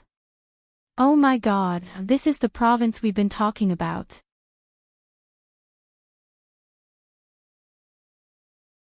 Chapter 772, Treatment. Fifth brother and fifth sister-in-law are so incapable. I would never have gotten such a huge house in the province. Qiuyue exclaimed. Qiao Xian smiled and replied, it's all thanks to the support and opportunities given by the Yuezheng family.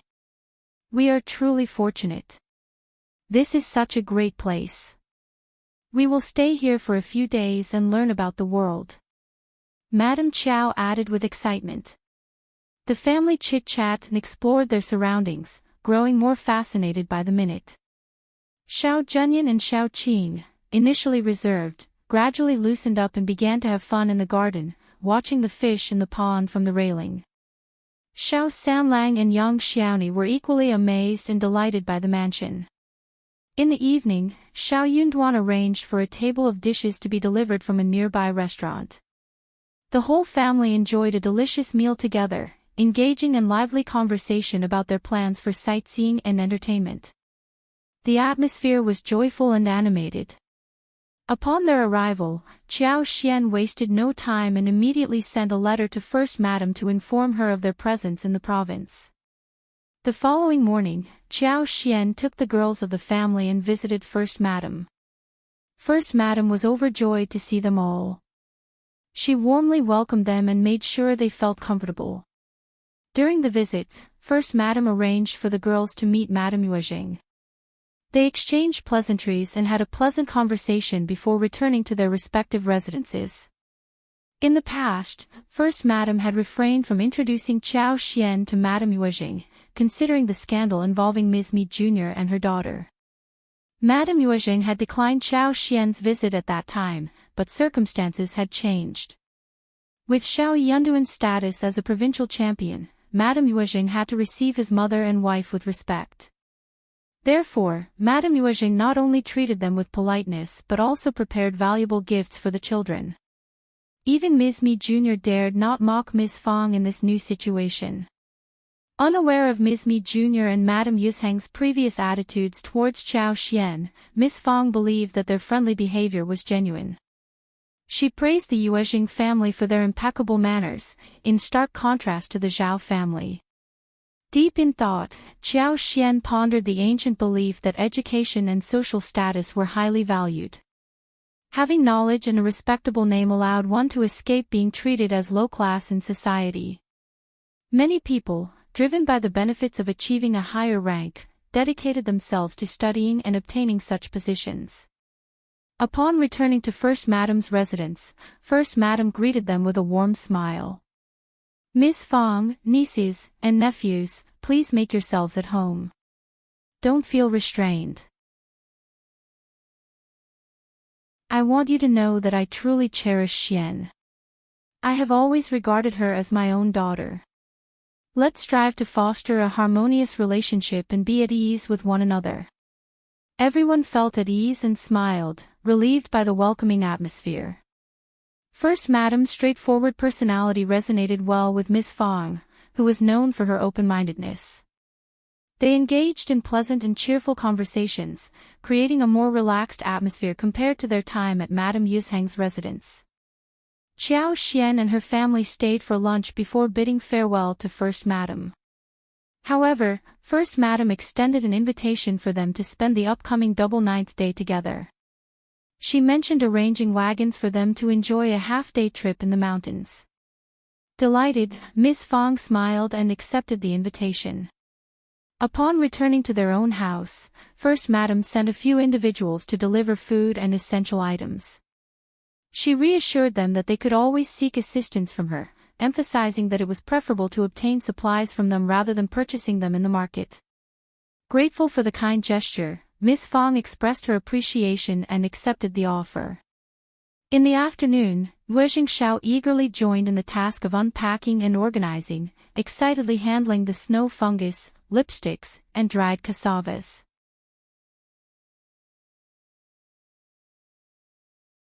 Chapter 773, Promising Future. Qiao Xian had a substantial amount of cassava powder, weighing 5 kilograms, along with sun-dried cassavas. Yuezheng Shao was impressed by the quantity and planned to send his men to fetch the remaining cassavas. In addition to the cassavas, Qiao Xian also presented taro balls and bubbles to the family. Although they had enjoyed these treats extensively at home, it was Yuezheng Shao's first time trying them. Qiao Xian even suggested sending some to First Madam and Madame Yuezheng. The combination of taro balls, bubbles, sugar water, and a portion of milk created a delightful and chewy dessert, which would surely become a favorite among the general population. Yuezheng Shao was delighted with the discovery. Not only did it provide a source of income, but it also offered him a delicious food option. Furthermore, the family was intrigued by the exotic fruits from the south. Dragon fruits and pineapples, sourced from Qiao Xian's home, piqued their interest. Madame Yuezheng particularly enjoyed bananas and dragon fruits, while the rest of the family appreciated all the fruits on offer. Yuezheng Shao was amazed by Qiao Xian and her family's ability to successfully grow fruits. Without any hesitation, he promptly assigned a few people to search for dragon fruit, papaya, sugarcane, banana, and pineapple seedlings, as per Qiao Xian's request. Dragon fruits and papayas were particularly favorable as they could be planted and grown at any time. If these fruits flourished, it would expand the variety of desserts available. They might even be able to reduce their dependence on selling southern fruits by half. The future looked promising. On the day Madame Qiao and her family arrived in the province, Qiao Xian, Shao Yunduan, Miss Fang, and Yang Xiaoni spent the entire day shopping. While Miss Fang was not one to splurge, Shao Sanlang and Yang Xiaoni couldn't resist indulging themselves when they came across a wide array of delicious foods. Miss Fang felt a pang of concern seeing the expenses, but she reasoned that since they wouldn't visit the province often and the couple was using their own money, she didn't intervene to stop them from splurging. Both Miss Fang and eldest uncle were in awe of the bustling city, and spending an extra day there left them thoroughly satisfied with the experience. The excitement continued once they returned to their accommodation. For the next 2 days, Shao Yunduan and Qiao Xian planned to explore the province with their family and celebrate the double 9th day with the Yuezheng family. Afterward, Shao Yunduan had some literary gatherings lined up where he would visit esteemed masters alongside Xie Jingrong. Shao Yunduan hadn't had the opportunity to engage in practical discussions with his fellow peers since becoming the provincial champion. Meanwhile, Qiao Xian decided to inspect the land she had recently purchased. With the autumn harvest completed, there was an abundance of available laborers. Qiao Xian made the decision to hire them to begin sorting out the 1,000 mu of land. Although they would have to wait until spring to cultivate bananas, sugarcane, and pineapples, they could start planting papayas, dragon fruits, tangerines, and pomelos right away. In addition to these new crops, Qiao Xian also transferred some lemon and fig trees from the village garden. While the winter temperatures in the region wouldn't drop below 5 degrees Celsius, except for the mountain peaks, there was still a possibility of frost, although snowfall was typically minimal. Before there happened one huge frost storm, and the fruits and crops were all damaged when that happened. But this case wasn't frequent. So Qiao Xian decided to see if those fruits could still grow well after winter here, with her superpower as the protecting means.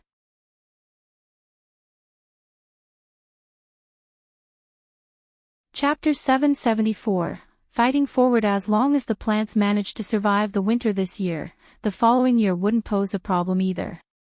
Rather than relying solely on supernatural powers, she sought assistance from Yuezheng Shao to gather a significant amount of straw. This way, when the temperature dropped, she could cover the tree roots with straw to keep them warm. Additionally, she planned to create smoke in the vicinity to protect the fruit trees from frost damage. Qiao Xian had meticulously prepared for this situation. A day prior to the double 9th day, when Qiao Xian and Shao Yunduan were exploring the city with their families, the first madam received a letter from Madame Qiao. In the letter, Madame Qiao acknowledged herself as Qiao Xian's mother and expressed gratitude to the first madam for taking care of him. The first madam couldn't help but chuckle. Madame Qiao is quite an interesting character. Auntie Hua found this revelation equally surprising. She smiled and remarked, "I'll wonder if she's aware that Mrs. Shao and her entire family are already present in the province." The first madam entered a contemplative state. Qiao Xian had never mentioned anything about Madame Qiao's visit, and the first madam had displayed no interest in meeting her. The Yuezheng family held considerable influence and had no need to associate with a county magistrate. Madame Yuezheng, as the esteemed guest of a high-ranking official's wife, surpassed Madame Qiao in every aspect. The first madam had the choice to either receive her visit or decline it. "Auntie, would you mind visiting Xian and inquiring about her thoughts on the matter?" Essentially, this meant that if Qiao Xian desired any form of retribution, the first madam would support her. Auntie Hua replied and personally went to speak with Qiao Xian. Qiao Xian smiled and said, "I'll forgot to inform Auntie about this." My lineal mother did suggest that I visit Auntie together with her, but I chose not to and ignored her request. I never expected them to arrive so quickly. Thank you for your concern, Auntie. It holds no significance for us. If Auntie wishes to meet them, she may do so. If she prefers not to, that's perfectly fine as well. I know what I need to do. Qiao Xian had already thought about what to say to Madame Qiao when she inquired why they weren't traveling together. Her intention was to demonstrate to Officer Qiao that they were not mere puppets controlled by his strings, obligated to obey his every command. If Officer Qiao couldn't tolerate it, Qiao Xian secretly wished for a confrontation. If Officer Qiao could endure it, then she would have to put in even more effort to strengthen their relationship. Auntie Hua understood Qiao Xian's point. She nodded and asked, "What will you say if she asks whether you're here?" "Auntie, you can tell her whatever she wants to hear.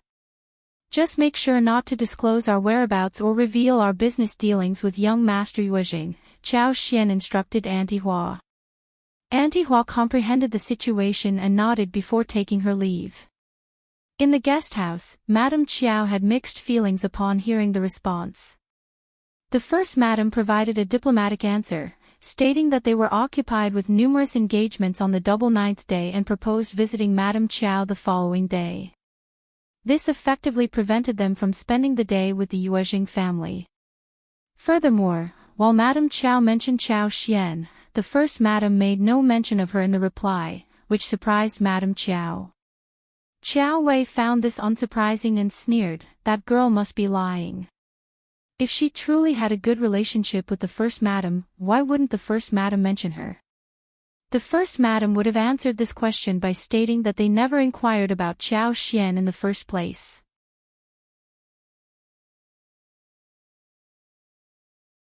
Chapter 775, Visiting Madame Qiao. Having received a response that only expressed gratitude for taking care of Qiao Xian and nothing more, refrained from adding any additional information herself. Madame Qiao pondered aloud, but if she's lying, where did she acquire the funds for such expensive jewelry? Qiuyue was at a loss for words. They had never possessed anything valuable like those ornaments, yet they could discern that none of them were counterfeit. "We'll find out when we meet the first madam. Unfortunately, we won't be able to spend the festival with the Yuezheng family." However, Qiuyue found solace in the thought that Qiao Xian must be in a similar situation to theirs. Their objective had been to spend the day with the Yuezheng family in order to forge a closer bond. Regrettably, that goal remained unfulfilled, leaving them feeling greatly disappointed. On the day of the Double Ninth Festival, the first madam and Yuezheng Shao extended an invitation to the first section of the Shao family to join them on a wagon ride outside the city. NIS. Jean had made all the arrangements in the abbey early in the morning. Surrounded by mountains and rivers, the abbey had been adorned with an abundance of specially cultivated chrysanthemums. Outside the abbey, wild chrysanthemums in various shades of light purple, yellow, and white blanketed the mountains and plains, creating a stunning and captivating sight in this autumn season. Yuezheng Shao took Shao Yunduan and his father for a tour outside, while the first madam accompanied Miss Fang, Qiao Xian, and the other girls on a mountain excursion. While mountains were a common sight in the countryside, the view here at the abbey was distinct and carefully chosen by the Yuezheng family. The mountain path had been well maintained, with numerous flowers and trees planted for people to admire. Along the way, several pavilions provided resting spots. The highest pavilion on the mountain was spacious, where guests were served fruit snacks, cooked tea, and enjoyed their beverages. When viewed from a distance, the scene was truly magnificent. The entire day passed joyfully, leaving everyone in high spirits. The first madam decided to escort them directly back home, and they all agreed to spend the night together. The Yuezheng family also had their own reunion on this day. When the first madam, old master, and Yuezheng Shao insisted that they join, Miss Fang and her family couldn't refuse. The old master and the first madam were deeply grateful to Qiao Xian for saving their lives, and with the two families engaged in business together, it was only fitting that they gathered for a festive dinner. As the head of the family, the first madam intended to address any misbehavior from the second section of the family during this special occasion. NIS. Mi Jr. wasn't foolish enough to cause trouble. She may not have been thrilled about the gathering, but she knew when to act accordingly. Madame Yuezheng accepted the proposal, considering it was suggested by the first section of the family. Furthermore, Shao Yunduan held the title of provincial champion and maintained a good relationship with young Master Xia. Thus, it was advantageous for them to establish friendly ties with the Shao family. Ms. Mi Jr. didn't dare to cause trouble, but she and her daughter were eager to witness an entertaining spectacle. They believed that Shao Yunduan's title wouldn't make any significant difference. After all, they considered themselves a simple rural family with limited knowledge and experience. Such grand feasts and extravagant gatherings were completely foreign to them. They were certain to become the subject of ridicule and mockery. However, what Ms. Mi Jr. and her daughter were unaware of was that Qiao Xian possessed exceptional cooking skills and was well-versed in a wide variety of dishes. She had never been hesitant to share her culinary creations with her family, who had enjoyed a diverse range of delicacies. While the county may have had limited ingredients, the province offered a wide selection. Qiao Xian and Shao Yunduan always made sure to bring an abundance of ingredients back home during their visits.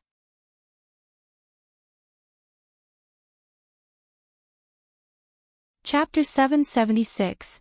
Practical. As the sumptuous and expensive dishes were served on the table, they were indeed delicious, but not to the extent that the entire Shao family abandoned their manners and devoured the food without restraint. Contrarily, Miss Fong had never been an arrogant individual, and she had instilled good values in her children. Prior to their visit to the province, Miss Fong had anticipated their trip to the Yuezheng family and had asked Qiao Xian to educate the family on proper etiquette in an affluent household. They were determined to learn and avoid any embarrassing situations. Although Qiao Xian's knowledge was limited, having attended numerous banquets with the first madam, she had acquired some understanding along the way. Thus, she imparted this knowledge to her family accordingly. Now, everything was put into practice. No one exhibited any misbehavior. Even Madame Yuezheng was pleasantly surprised. She had mentally prepared herself for any potential faux pas from this rural family. But such concerns were unnecessary. Even Madame Yuezheng couldn't help but admire the Shao family, recognizing that they were genuinely kind-hearted and pleasant people. The first section of the family had truly made wise choices in their friendships. The dinner proceeded exceptionally well, with both guests and hosts thoroughly enjoying themselves. The atmosphere was lively and joyous. In the evening, the first madam insisted that Yuezheng Shao accompany the Shao family back home. Ms. Fong initially intended to decline the offer, but the first madam insisted, saying, "You are our guests, and that's how we treat our guests. Please don't be formal, Sister Fong." Ms. Fong expressed her gratitude and accepted the kind gesture. The following day, the first madam even dispatched some of her staff to deliver 2 jars of wine, a basket of live crabs, and 2 baskets filled with fresh grapes and pomegranates to the Shao family for their enjoyment. Ms. Fong expressed her sincere gratitude, continuously praising Qiao Xian for befriending such wonderful individuals. Through this connection, she successfully established a friendship with the first madam and the kind-hearted Yuezheng family. During this time, Xia Jingrong and Yuezheng Shao paid a visit to the Shao family. With old friends gathered together, the gathering was filled with warmth and happiness. Qiao Xian, Tao Tao, and young Xiaoni decided to purchase additional ingredients from the nearby market and invited Xia Jingrong and Yuezheng Shao to stay for lunch. They skillfully steamed the crabs and prepared various other delectable dishes. Madame Qiao couldn't contain her excitement and eagerly took Qiao Ko and Qiao Wei to visit the Yuezheng family. Concubine Du, on the other hand, was asked to remain at the hostel. Although Concubine Du complained silently within her heart, she dared not voice her grievances or challenge Madame Qiao's decision. She knew better than to oppose Madame Qiao. Meanwhile, the first madam treated everyone with kindness and grace, not finding fault with anyone but displaying her impeccable manners. But first madam had no intention of introducing them to Madame Yuezheng. While the first madam treated them as guests, her hospitality was not entirely sincere. However, in the eyes of Madame Qiao and her two daughters, they were overwhelmed with excitement, feeling that the first madam was showing them great warmth and affection. Unaware of their empty flattery, the first madam grew increasingly impatient. She was on the verge of instructing Auntie Hua to find an excuse to politely decline their request when Madame Qiao suddenly inquired about Qiao Xian. Xian mentioned that she arrived in the province before us. She expressed her desire to pay her respects to you. Has she been here? First madam smiled and nodded. Yes, Xian and Sister Fong have already been here. In fact, I invited them to join us for a tour outside the city, and we even shared a celebratory dinner together yesterday in honor of the Double Ninth Festival.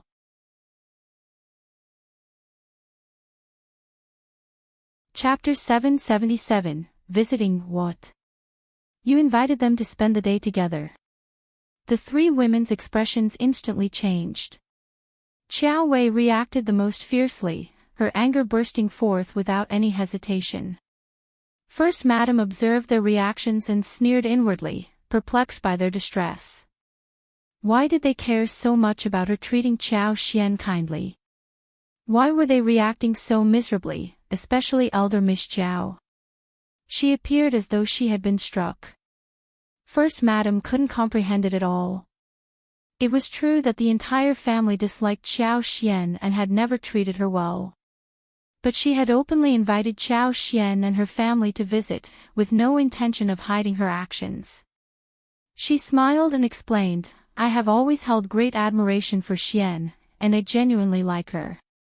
Her husband and my son have established a good relationship, so when they came for a visit, I invited them to join us for dinner to celebrate and enjoy each other's company. Qiao Ko found satisfaction in Madame Qiao and Qiao Wei's displeasure. However, upon hearing first madam speak so highly of Qiao Xian, she also felt annoyed. She smiled and inquired, so, the second sister was here. Where are they staying? My sisters and I have missed her terribly. Madame Qiao forced a smile and requested, please, do tell us. She felt extremely irritated. However, she couldn't blame first madam for inviting Qiao Xian and her in-laws to dinner while excluding them. Madame Qiao wasn't in a position to voice her displeasure, nor did she dare to do so. Before first madam could respond, Qiuyue interjected, the second sister is always so selfish. She only cares about herself and not others. We discussed coming to the province together, but she arrived first without informing us. We don't even know where to find her. First madam's expression faltered upon hearing Qiao Wei's words. She forced a fake smile and remarked, I'll admire her strong-willed personality. She's a remarkable young woman, and I appreciate her assertiveness. Elder Miss Qiao, perhaps you have misunderstood her. Madame Qiao, quick to defend her daughters, interrupted Qiuyue, saying, they are close sisters and have always been carefree with each other. That's what Qiuyue meant. First madam smiled and nodded, saying, of course. Auntie Hua finally found an excuse and said, First madam, the housekeepers from the Southern Abbey are here waiting to see you. They have an urgent matter and need your attention before they leave, so, First madam gave a regretful smile to Madame Qiao and said, I'll apologize, but I must attend to this matter. Perhaps we can continue our conversation next time, Madame Qiao. Madame Qiao, accustomed to being treated with respect and courtesy due to her association with County Magistrate Qiao, felt a surge of irritation. It had been years since she had been dismissed as a guest. Maintaining the family's reputation was crucial in business circles. Feeling her frustration mounting, she couldn't bear it any longer. She stood up, forced a smile, and bid farewell. Very well, then. Goodbye. Goodbye. First madam also rose from her seat and saw them off with a smile. Maids quickly stepped forward and escorted them out of the premises.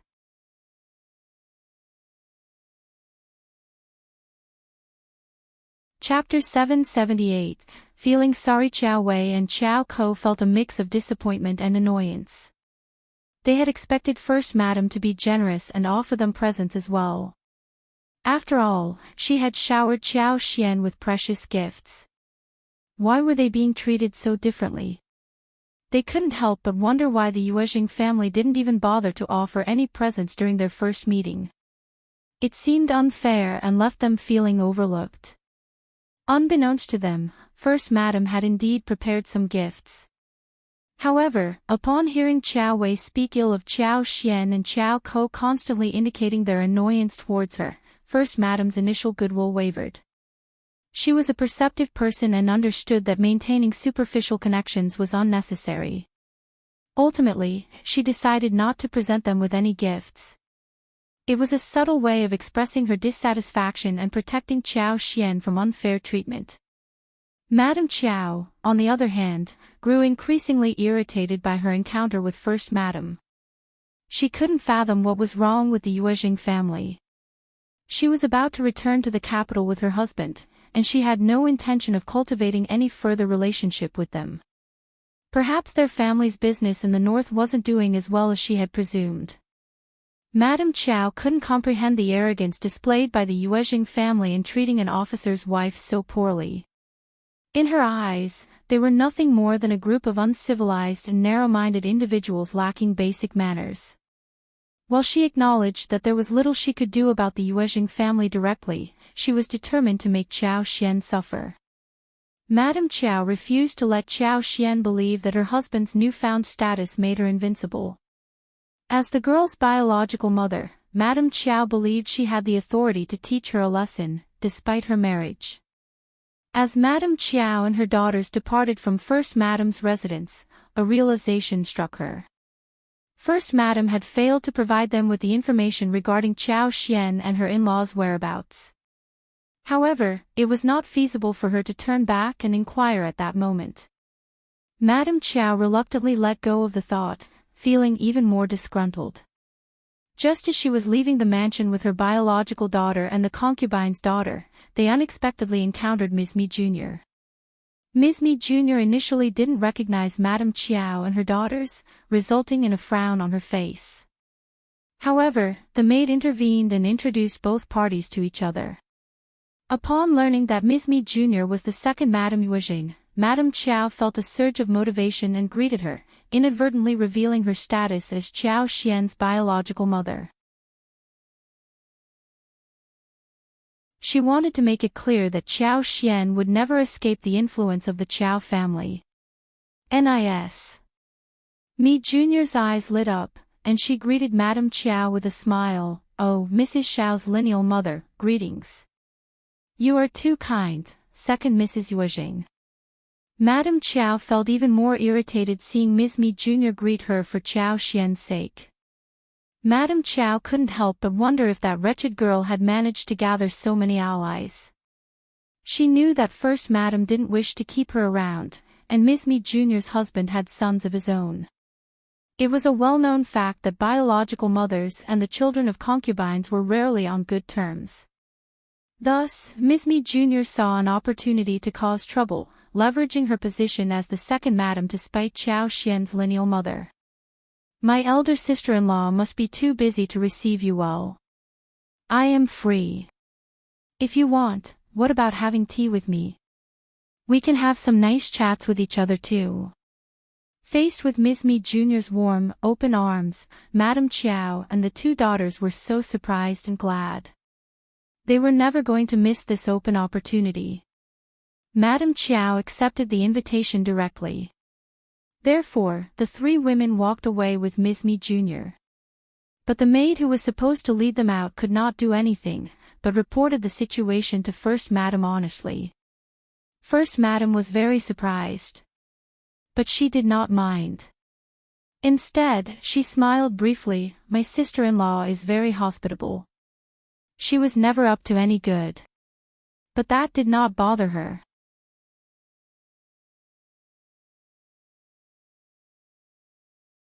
Chapter 779, Unfriendly Visit. She was up to no good. But that did not bother her. Ms. Mi Jr.'s actions and desires were beyond First Madam's control, as she was an independent individual with her own motives. However, First Madam remained unconcerned about Ms. Mi Jr.'s tricks.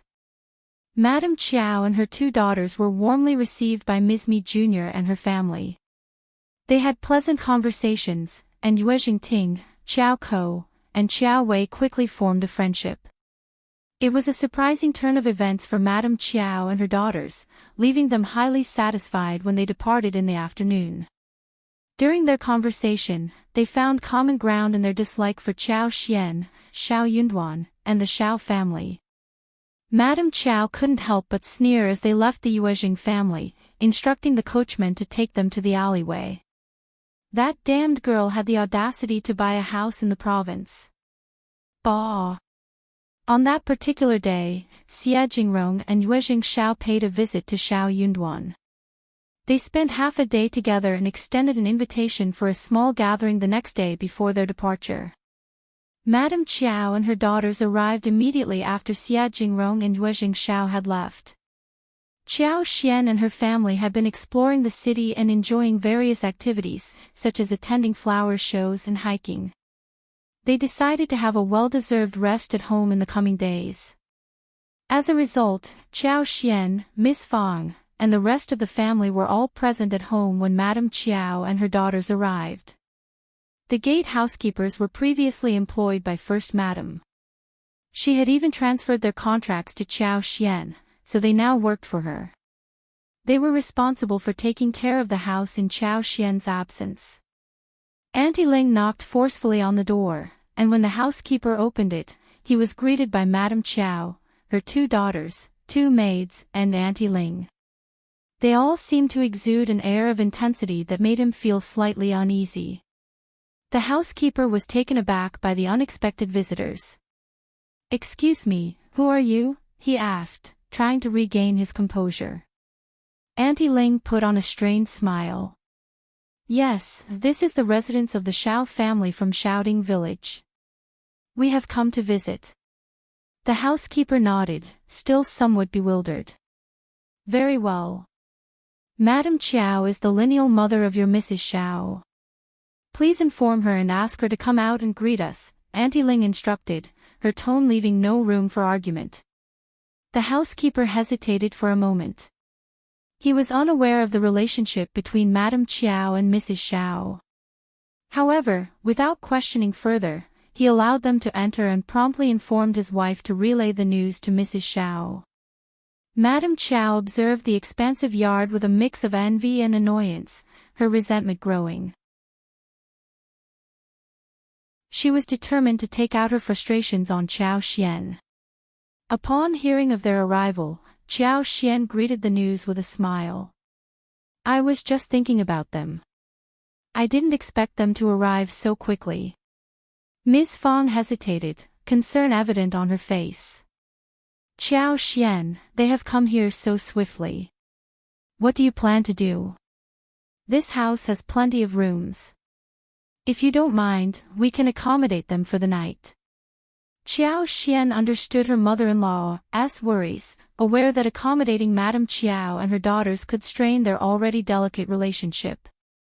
"Don't worry, Mom," Qiao Xian reassured her. "There's no need for them to stay overnight. One promise they won't want to." "That's good to hear," Miss Fang replied, relieved. She, too, had no desire for Madam Qiao and her daughters to spend the night in their home. Feeling reassured by Qiao Xian's words, Miss Fang smiled warmly. "Elle will go and see what our guests want. Xiaoni, Tao Tao, Qiuyue, Chuanfin, let's all go and see them."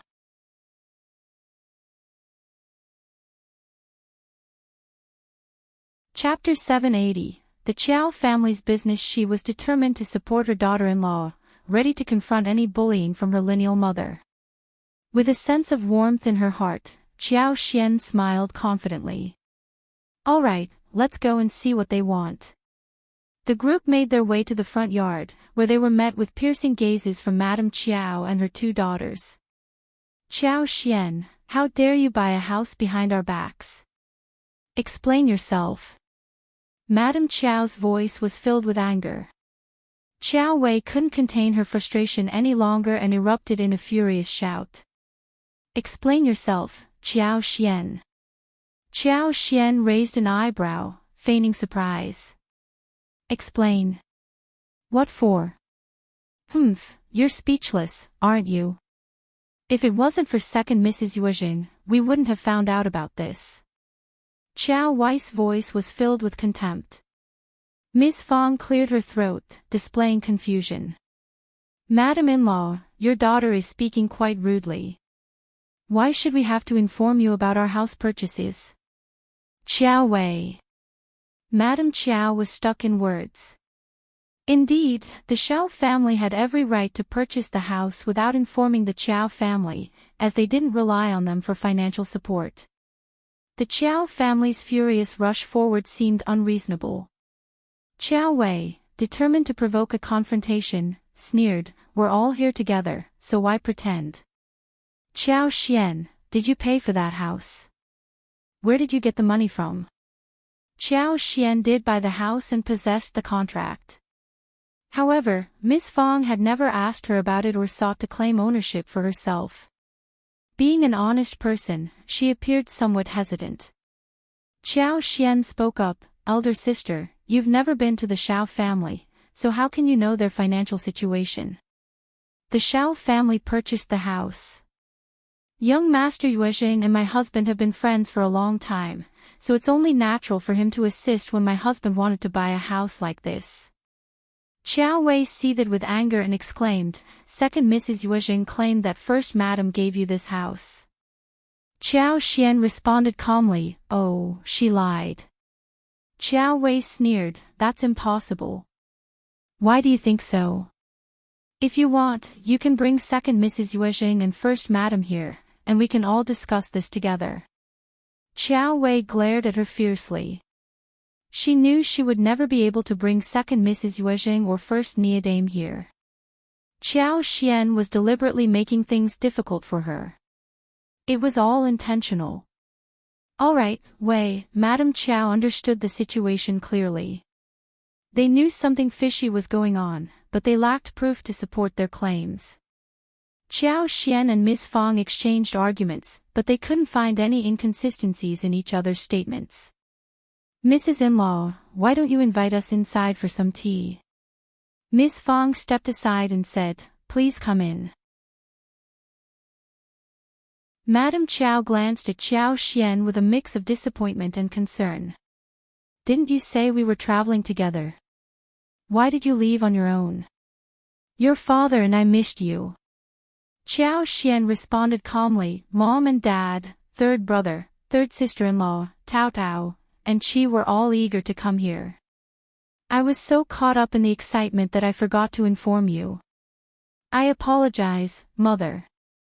I will talk to Father about this. He is understanding, and I'm sure he won't hold it against me."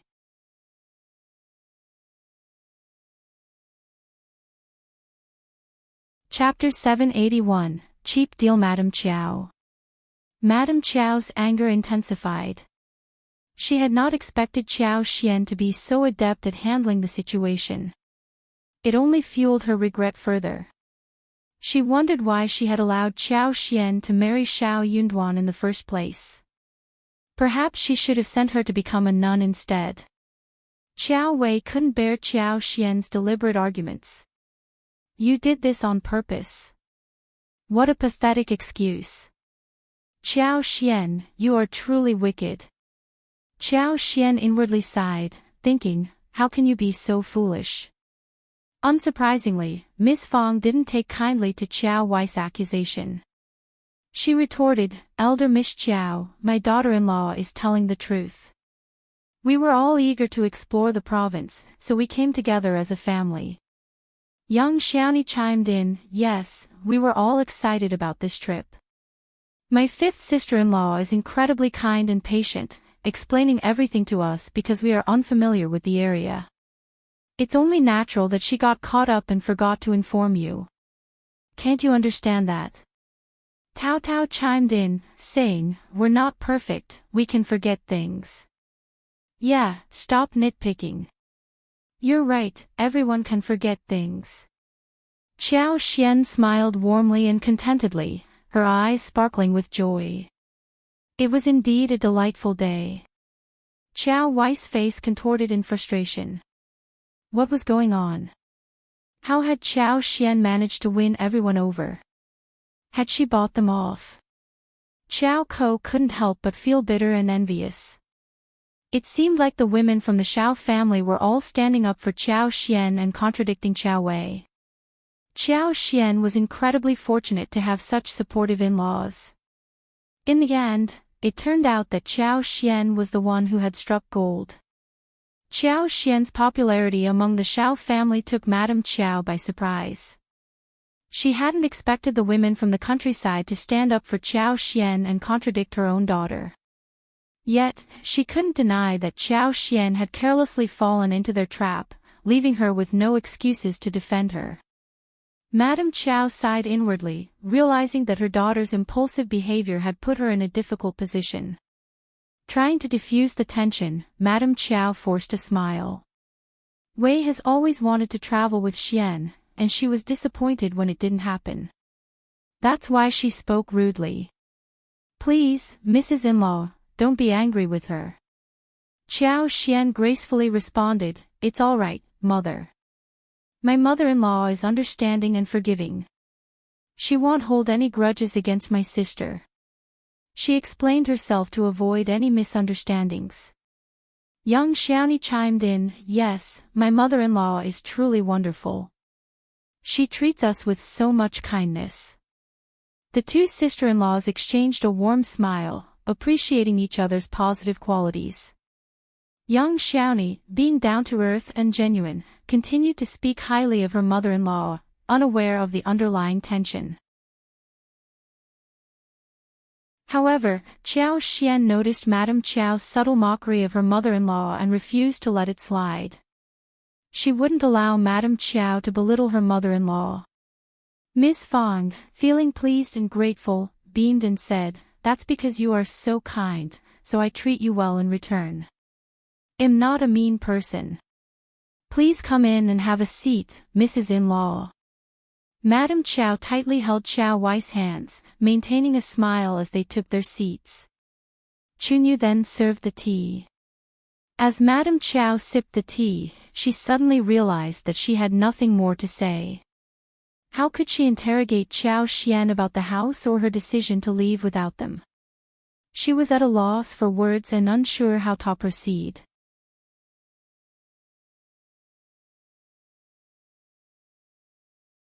Chapter 782.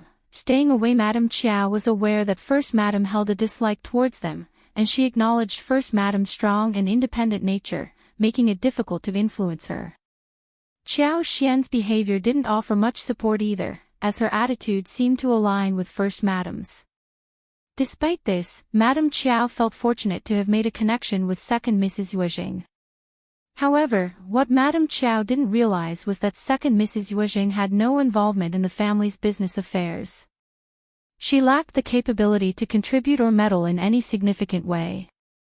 Her only purpose seemed to be sowing discord among the family members, making her a rather futile contact. Nonetheless, Madame Qiao couldn't leave abruptly. After exchanging a few pleasantries, she decided to take her leave, requesting Qiao Xian to see them off. "Elle would like to have a word with you," Madame Qiao stated. "Of course, mother," Qiao Xian responded promptly, showing no hesitation.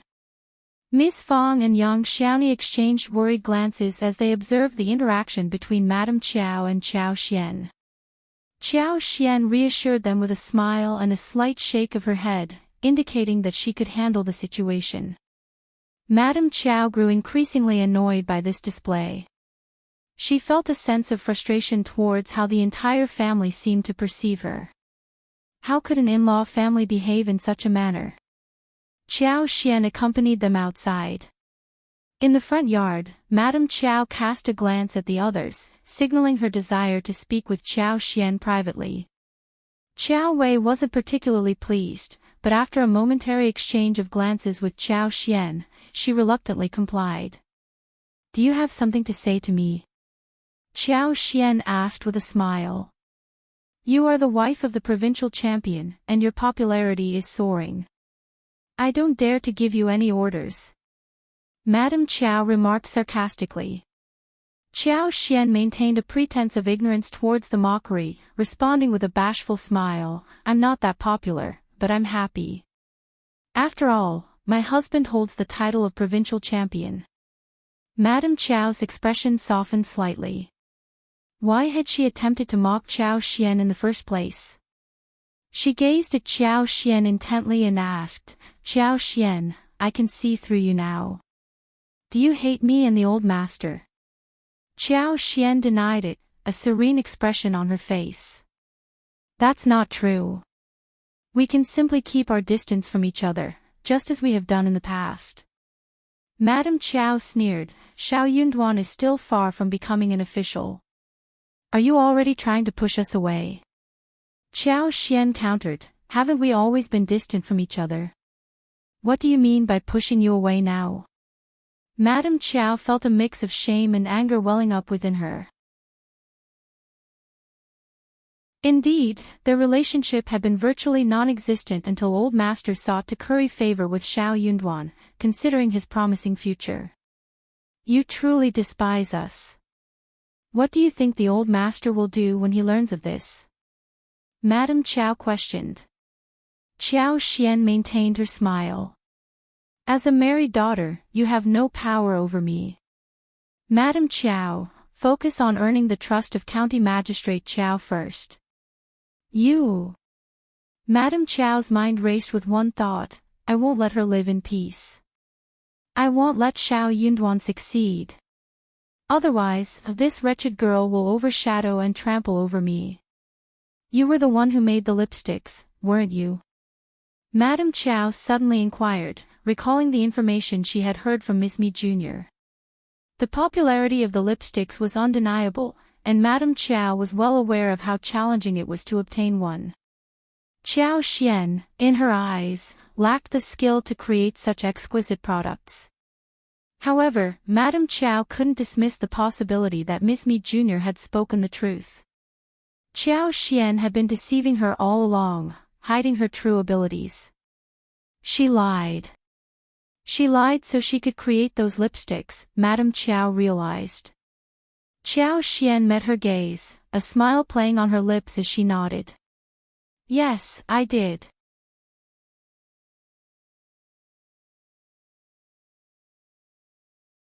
Chapter 783, Trouble. Madame Qiao felt a surge of anger and frustration upon learning the extent of Qiao Xian's success. It was a substantial amount of money that Qiao Xian had made from the lipstick business. The popularity of the lipsticks had persisted for over a year in the province, and yet Madame Qiao and her old master had struggled immensely to gather enough funds for old master's position in the capital. If only she had known about Qiao Xian's financial success earlier, she wouldn't have endured so many sleepless nights or sold precious belongings. Qiao Xian, seemingly aware of Madame Qiao's vexation, added fuel to the fire with a mischievous smile. "Actually, it's not entirely my doing. My sister-in-laws have been instrumental, and this wealth belongs to the Shao family."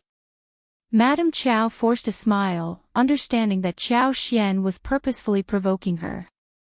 However, she was at a loss as to what she could do about the situation.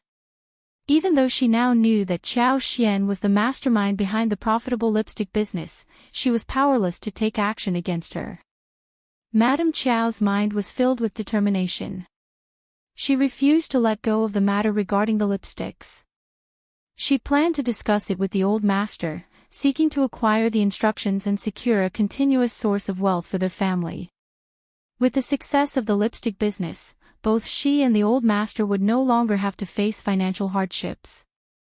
Furthermore, Madame Qiao had heard that the lipsticks had made their way to the capital and were receiving positive acclaim. If she could obtain the source of these lipsticks, she could establish connections with influential and noble individuals, potentially improving their social standing. For now, she would have to endure and bide her time.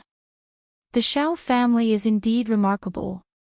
You're fortunate to have married into such a capable family, Madame Qiao remarked sarcastically.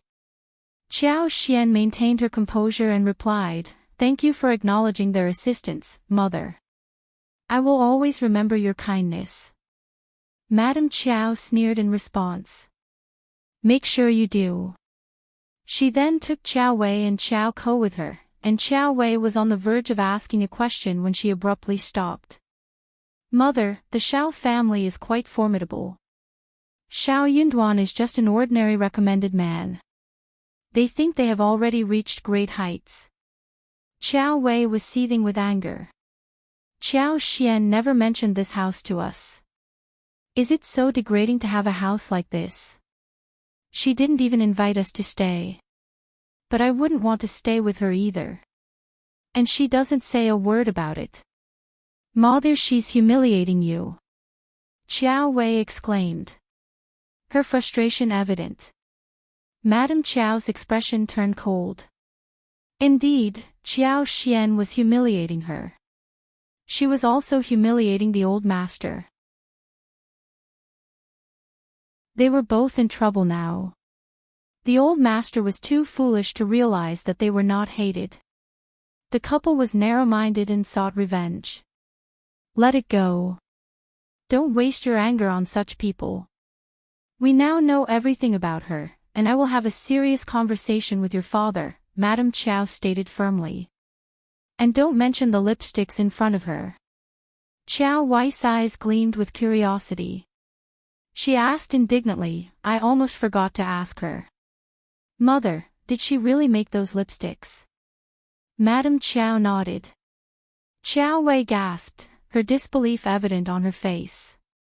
Qiao Ko looked up, his expression filled with shock. "I can't believe it," Qiuyue exclaimed, struggling to accept the reality. How could she possibly create something as amazing as lipsticks? It's impossible. Madame Qiao's tone turned ominous as she responded, "I thought the same. When did that wretched girl learn about this? But just look at her, always pretending, and we never knew what she was capable of." Qiuyue was at a loss for words.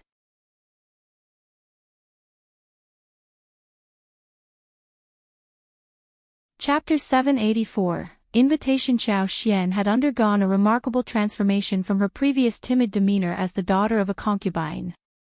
Second Mrs. Yuezheng's words held a persuasive power that resonated with Qiuyue. It became apparent that the favorable treatment Qiao Xian and the Shao family received from the Yuezheng family was not due to genuine friendship but driven by their pursuit of profits. The memory of the alluring lipsticks, particularly the limited editions she had glimpsed in a store a few days ago, filled Qiuyue's mind, intensifying her desire to acquire them immediately. "Mom, can't we get a few sets from her?" Qiuyue blurted out, referring to the woman in question. Qiao Ko, equally captivated by the allure of the lipsticks, contemplated for a moment and then smiled, saying, "Mother, I also wish to have some. After all, our sister is the one who creates them. It seems only fair that she shares a few with us, wouldn't you agree?" Madame Qiao responded, "Let's not ask her right away. I have a plan." Qiuyue's dissatisfaction was evident, but Qiao Ko, ever agreeable, smiled and expressed her agreement with their mother's decision. The Qiao family's absence from the doorstep brought a sense of relief to the Shao family. Qiao Xian shifted her focus towards purchasing 1,000 mu of land instead. With the assistance of the Yuezheng family, she smoothly carried out the development plan for the barren lands by enlisting people to conduct explorations. Qiao Xian once again approached Yuezheng Shao, requesting additional seeds of tangerines, pomelos, dragon fruits, and papayas from the southern region. The more seeds she could acquire, the better. She resolved to plant them as soon as possible, eager to see if her extraordinary abilities could help them survive the winter. If mangoes, lychees, and longans bore fruit next year, she intended to expand their cultivation further. Yuezheng Shao, displaying great generosity, responded by personally hiring reliable individuals from his own family company to procure the seeds.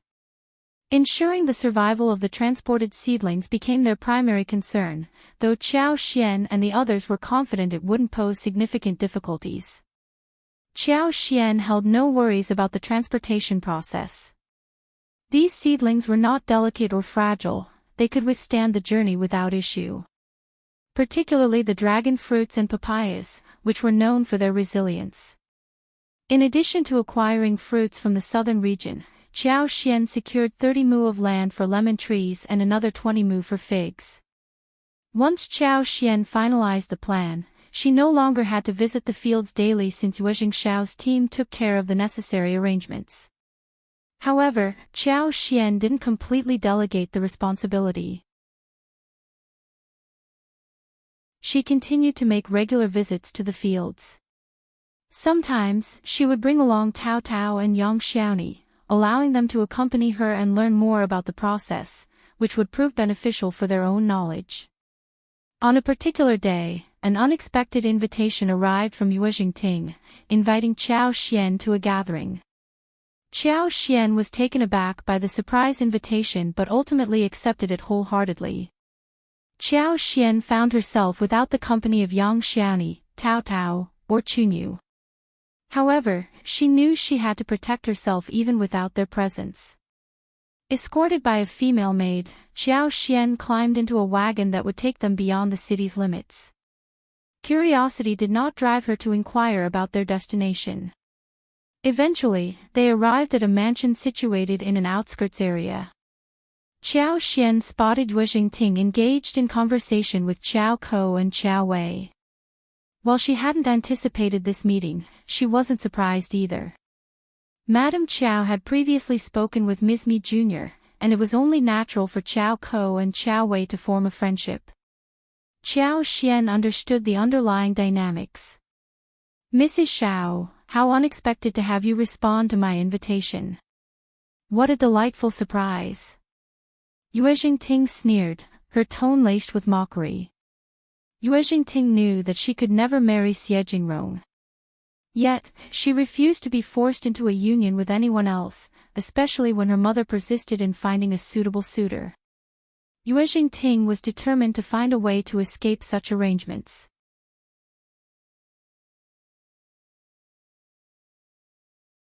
Chapter 785, Bold Talk. Xie Jingrong held a special place in Yuezheng Ting's heart. He served as her standard when it came to seeking a potential suitor. When Yuezheng Ting faced obstacles that prevented her from reaching her goals, she often needed to direct her frustration towards someone else, as a means to convince herself that her own abilities were not at fault. Regrettably, Qiao Xian was the unfortunate target of this misplaced anger. "Thank you, Lady Yuezheng. I could never refuse your gracious invitation. However, it would have been nice if you had informed me about my sisters. That would have brought me even more joy." Qiuyue snorted dismissively, casting a cold gaze in her direction. This woman truly excelled at boastful remarks. Not a hint of embarrassment crossed her face. No wonder Mother had admitted to misjudging her character. Qiao Xian now understood why. Qiao Ko exchanged a glance with Qiao Xian, chuckling softly. "It's never too late to learn about it now, sister." Qiao Xian responded, her tone laced with humor, "Indeed. I'll simply consider it a grand surprise party in my honor." The three girls. A grand surprise party. Qiao Xian really knew how to make herself special, didn't she? "We'd like to visit Lingyuan Temple and see the flowers. Hi, don't we go together?" Yuezheng Ting suggested, her tone betraying annoyance. Qiao Xian didn't refuse the proposal, instead, she smiled and agreed.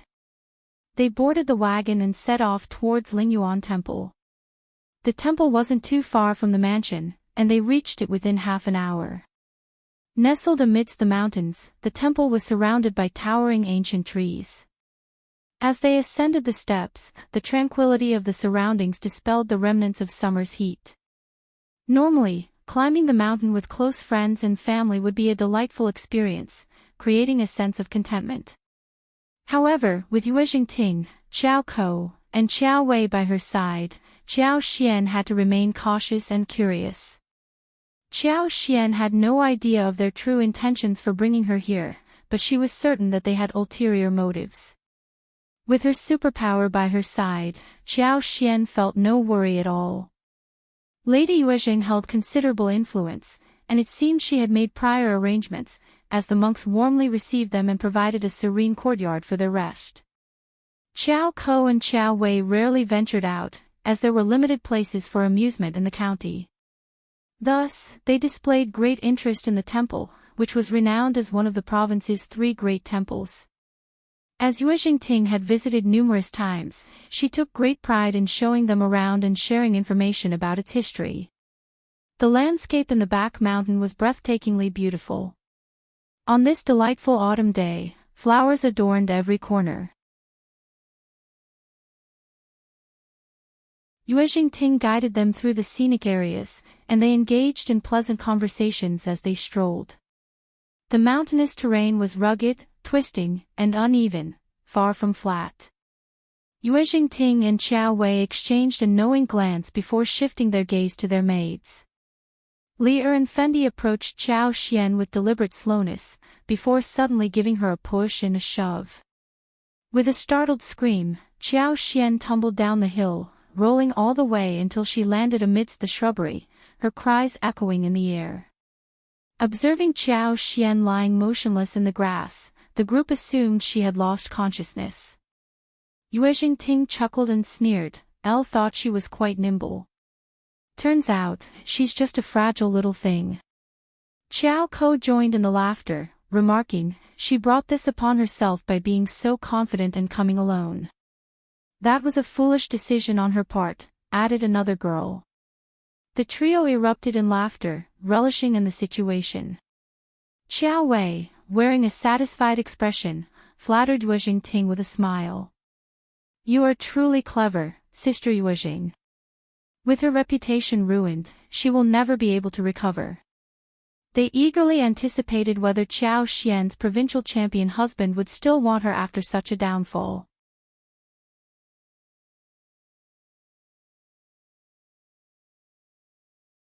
Chapter 786, Not That Easy. Yuezheng Ting joined in the laughter.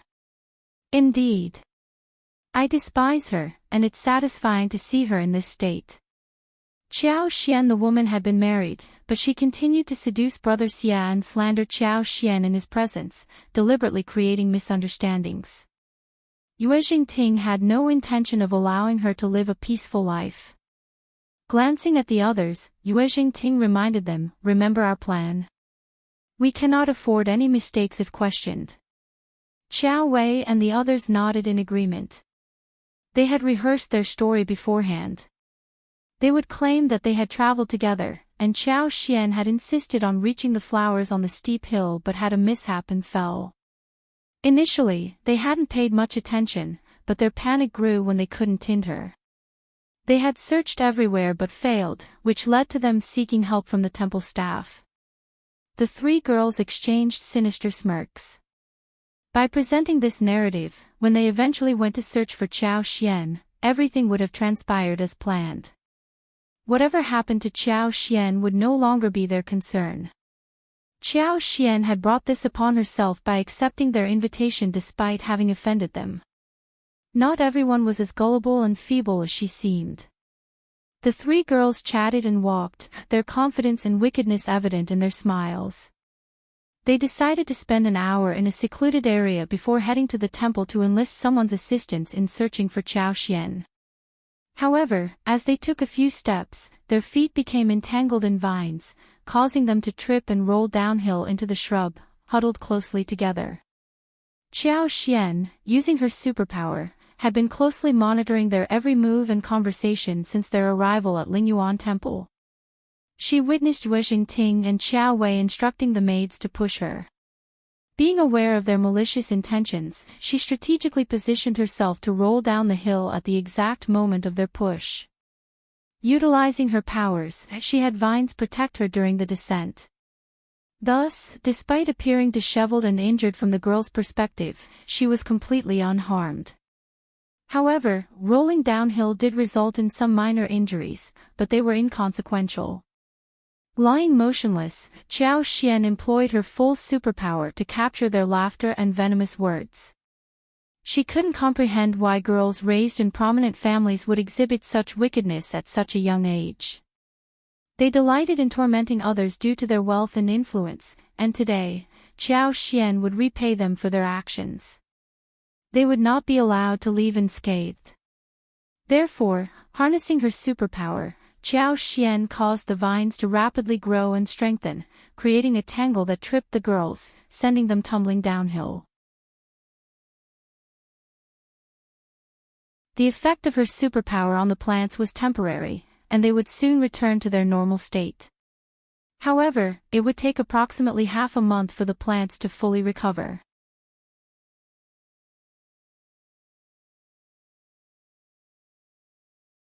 Chapter 787. Capable and fearless Qiao Xian's superpower served as her ultimate weapon, granting her immunity to toxins and instilling her with unwavering fearlessness.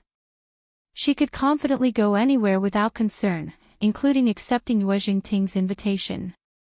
As anticipated, they all tumbled downhill and lost consciousness, completely unaware of Qiao Xian's intervention. However, she used her powers to deliver a light, precise slap on the back of their heads, causing them to remain unconscious. Qiao Xian believed that once they woke up, they would feel something amiss but attribute it to fear and confusion rather than suspecting her involvement.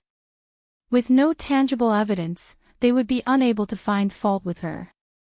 Carefully concealing herself behind the shrubs, Qiao Xian observed the evil-hearted women, eager to uncover their true intentions. She had nothing to fear, she was in control. A surge of anger coursed through Qiao Xian's veins. These two men must be searching for her, assuming she would still be unconscious. Yuezheng Ting and Qiuyue had stooped to unimaginable depths of darkness. The men continued their search, glancing around until their gaze finally fell upon Yuezheng Ting and the other girls. Qiao Xian didn't disclose the exact number of girls they spotted, but the tone of surprise indicated that there were more than one. The confusion on the men's faces was evident, but since they didn't recognize Yuezheng Ting or Qiuyue, they decided not to pass up the opportunity presented by the seemingly slumbering beauties before them. Engaging in a brief, hushed conversation, the two men then proceeded to approach different girls, each claiming their own prize. Just as the two men approached the women, Qiao Xian unleashed her superpower, causing the vines to grow rapidly and deliver powerful slaps to the back of their heads. The force sent them tumbling to the ground, with one falling onto Yuezheng Ting and the other onto Qiuyue. It was as if fate had intervened, placing them in their deserved positions. Qiao Xian, though harboring deep resentment towards them, didn't want to stoop to their level of malice. She couldn't bear to witness two young women being humiliated by independent men. Her revenge had its limits, for she sought to teach them a lesson rather than inflict lasting harm. Remaining in her hidden spot, Qiao Xian sat in the grass, her gaze fixed on the unfolding events. Soon enough, a representative from the temple arrived to escort them for lunch. Qiao Xian couldn't help but smile, knowing that a captivating spectacle was about to ensue. The temple's representatives were two teenage monks who possessed extensive knowledge of the mountain terrain. When they failed to locate the women in the designated area, they grew increasingly worried. Aware of the steep slopes and potential hazards, their concern escalated. Finally, their search led them to the site of the women lying downhill. Filled with alarm, they hurriedly returned to the temple to summon additional help.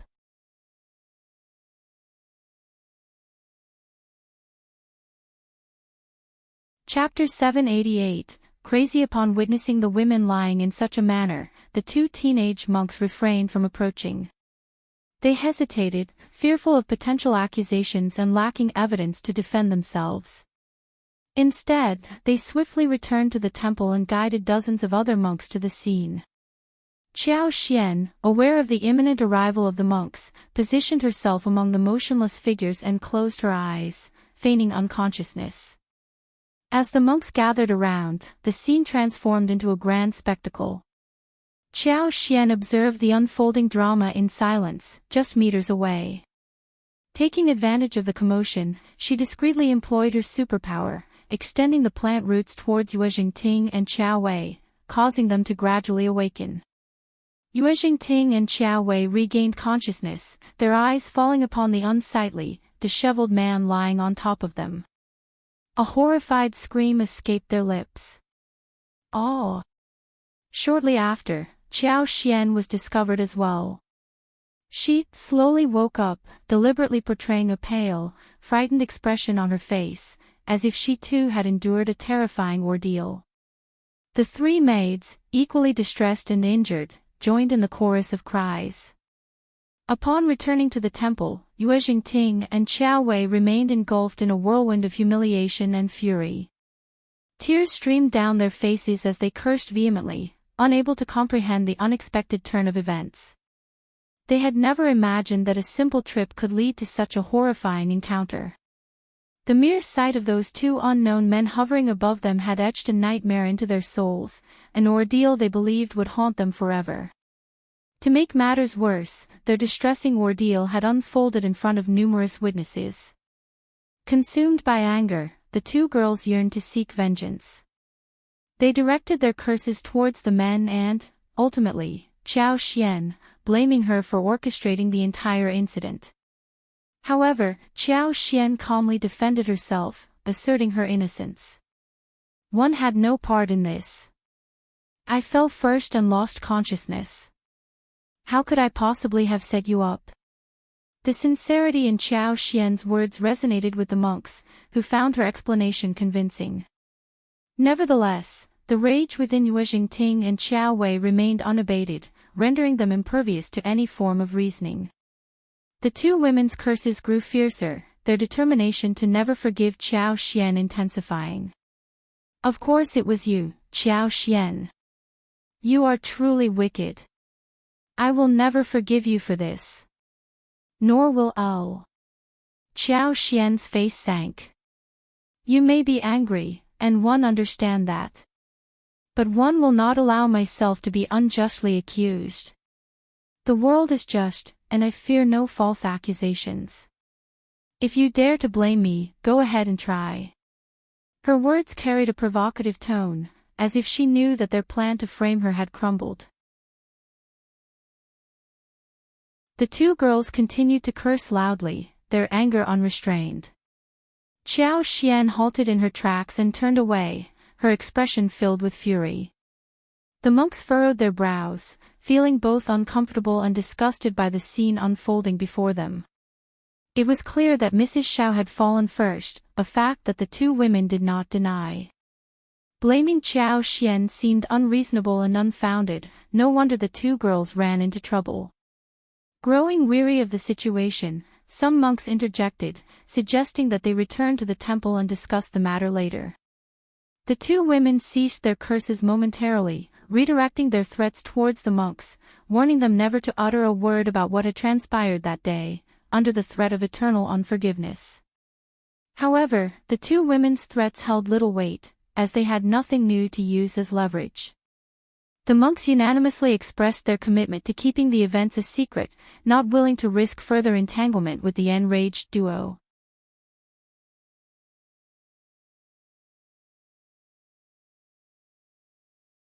Chapter 789, Stupid Yuezheng Ting, driven by anger, resorted to threatening the monks to swear to the Buddhas.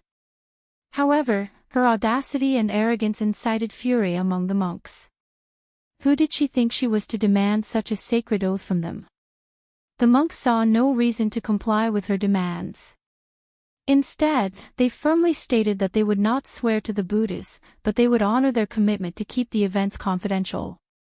Whether Yuezheng Ting chose to believe them or not was up to her. Moreover, in a community where people talked, it was highly likely that word of the incident would eventually spread. At this point, there was little more the monks could do to assist them. Qiuyue, as a guest, refrained from further cursing, sobbing sorrowfully instead. In contrast, Yuezheng Ting's anger intensified, leading her to lash out and attack the monks verbally.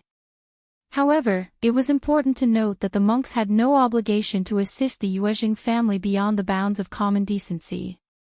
The monks would have already left if it weren't for the Yuezheng family's title and the location where the incident occurred. After the incident, the monks promptly sent messengers to inform both the Yuezheng family and Qiao Xian's family about what had transpired. Qiao Xian had anticipated this and had requested the monks to inform her family and the First Madam as well.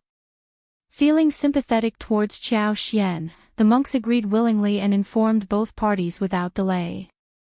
Soon, First Madam, Ms. Mi Jr., and Nis. Fong were all informed of the situation. Ms. Mi Jr. then relayed the news to Madame Qiao, and they all became greatly concerned and anxious. First Madam took the lead and made the decision for them all to travel to the temple together. Yuezheng Ting's actions were quite impulsive and lacked foresight. Before anyone else was aware of what had happened, Yuezheng Ting threw herself into Ms. Mi Jr.'s arms, overcome with tears of fear and distress. Amidst her tearful sobs, she recounted the terrifying experience of waking up to find a repulsive and unsightly man on top of her. This revelation startled Ms. Mi Jr. and First Madam, as well as everyone else present. First Madam's voice rang out sharply as she snapped, "This girl must have been terrified, and she's likely speaking nonsense. Take her to a room to rest." Only then did Ms. Mi Jr. grasp the situation.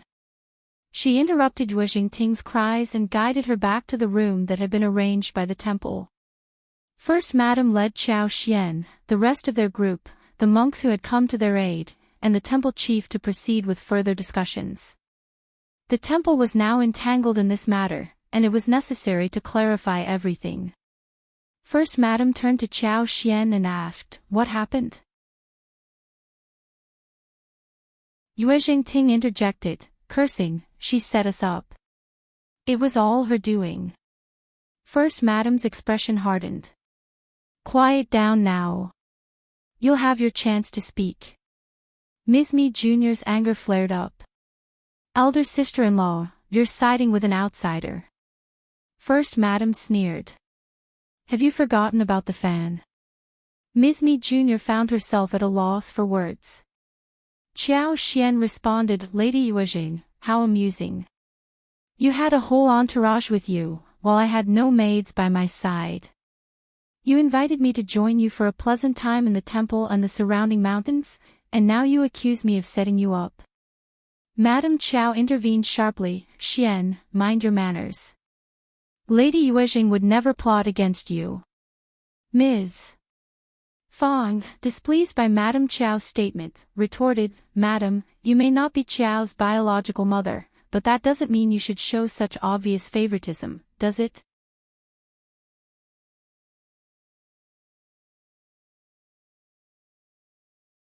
Chapter 790, Glaring, "I'll believe Qiao Xian is being completely reasonable.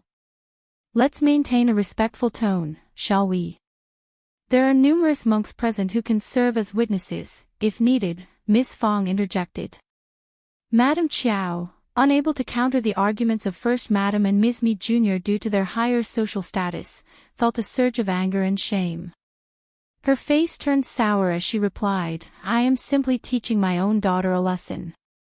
What is the meaning behind all of this?" Ms. Fong snorted in response, "Qiao Xian is my daughter-in-law, and I am defending her.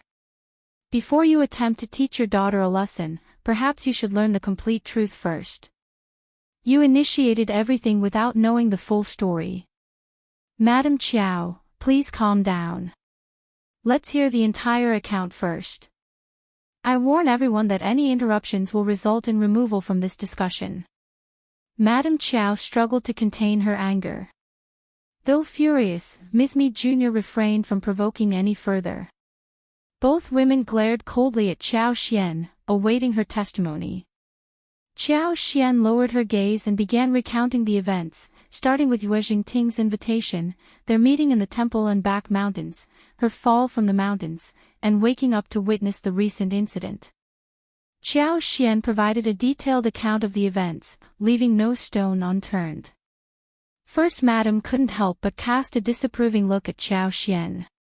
This child was quite audacious. Despite being aware of Yuezheng Ting's dislike for her and her sister's mischievous nature, she still decided to attend their gathering alone. Such boldness. Ms. Fang also furrowed her brow at Qiao Xian, clearly showing her disapproval of the decision. "Are you injured?" both ladies asked simultaneously, turning their attention to Qiao Xian. Feeling touched by their concern, Qiao Xian smiled and shook her head slightly. "My left arm is a bit sore, but other than that, I'm fine. I've already sent someone to fetch a doctor. They should be here soon." "Just wait for a little while," First Madam assured her. "Thank you, Aunt."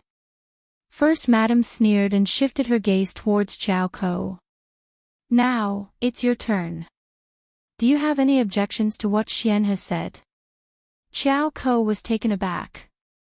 Qiao Ko felt the piercing gaze of her lineal mother on her. She wondered if it was just her imagination, but she couldn't shake off the feeling of impending doom. She was certain that she was doomed. Although something had happened to Qiuyue, she was unscathed. How could she ever defend herself against the accusations that she hadn't taken good care of her younger sister? Her lineal mother would not believe it was a mere accident and would blame her for negligence. Qiao Ko had no grounds to refute Qiao Xian's account. It was true that they had invited her to their home and proposed a visit to Lingyuan Temple. Yuezheng Ting had arranged for lunch and a clean yard for their rest. They had attempted to conceal their ulterior motives by pretending it was a pilgrimage to pay tribute to the Buddha. But those arrangements served as evidence that they had invited Qiao Xian for this visit. They couldn't deny it. Moreover, Qiao Xian had fallen off the mountain first. That was a fact. Apart from this, Qiao Xian didn't provide any further details. She didn't even mention being pushed off the mountains. Qiao Ko trembled, her head hung low as she sobbed. "I don't know, I truly don't know anything." She couldn't tarnish Qiao Xian's reputation or set her up. She didn't dare to do so, and she couldn't claim ignorance either. Their current circumstances were different. She wouldn't be able to unjustly frame or falsely accuse Qiao Xian because their biological mother wouldn't allow her to defend herself.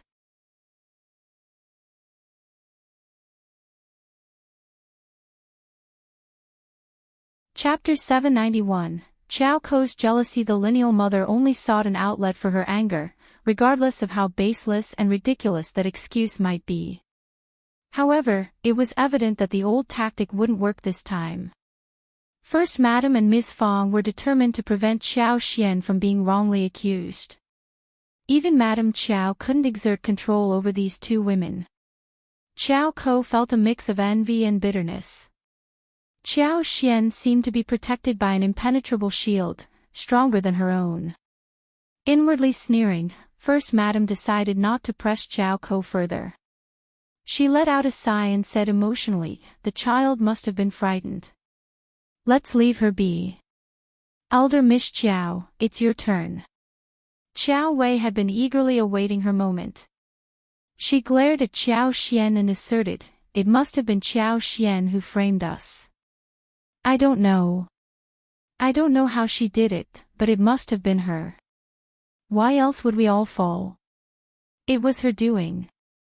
Yuezheng Ting chimed in with a gleam in her eyes, "Sister Qiuyue is absolutely right. Qiao Xian must have set us up." Qiao Xian sneered in response, "I'm genuinely curious about that as well. But you've given me a reminder. I didn't plan on mentioning this, but your maids actually pushed me from behind. I'm not sure how you fell, but maybe it was because you weren't accustomed to the mountains, and in your confusion, you tripped each other and fell as a group. Doesn't that seem plausible?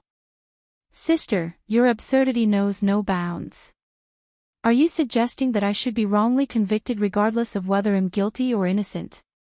Qiao Xian retorted. "You're lying. Qiao Xian, how dare you defy me?" Qiuyue snapped angrily. Qiuyue had always been the dominant figure in the family, thanks to Madame Qiao's excessive doting. She believed that her words held absolute authority. Even if she claimed that the sun was square, both Qiao Xian and Qiao Ko would have no choice but to nod in agreement, rather than challenge her. For a long time, Qiuyue had been adept at manipulating Qiao Xian and Qiao Ko to bend to her will. But now, Qiao Xian had slipped from her grasp. Qiao Xian staunchly contradicted her, exposing her humiliation for all to see. Furious and ashamed, Qiuyue couldn't tolerate it any longer. Yet, Qiao Xian remained unafraid. She openly countered, "What do you mean? You accuse me of something I didn't do, and am not allowed to defend myself. That's enough." Madame Qiao's voice quivered with anger. She was seething inside, but it was unclear whether she regretted raising Qiuyue to be such an unreasonable girl. "Wei, you're frightened and confused today. Stop this behavior now. Second Lady Yuezheng, please make the final decision for us." Madame Qiao's face contorted in frustration. Qiuye's actions were completely irrational and bothersome. She couldn't even trust her daughter's words, let alone expect others to do so. On the other hand, Qiao Xian was remarkably composed and logical. Madame Qiao couldn't help but regret allowing this troublesome girl to survive. Why hadn't she taken care of her from the very beginning? First Madame continued to provoke her. She furrowed her brow and spoke icily, "Elder Miss Qiao, your words sound utterly ridiculous. Setting someone up requires a motive, otherwise, it's nothing more than a joke." Miss Fong wiped her tears and sighed deeply. "My daughter-in-law is being bullied."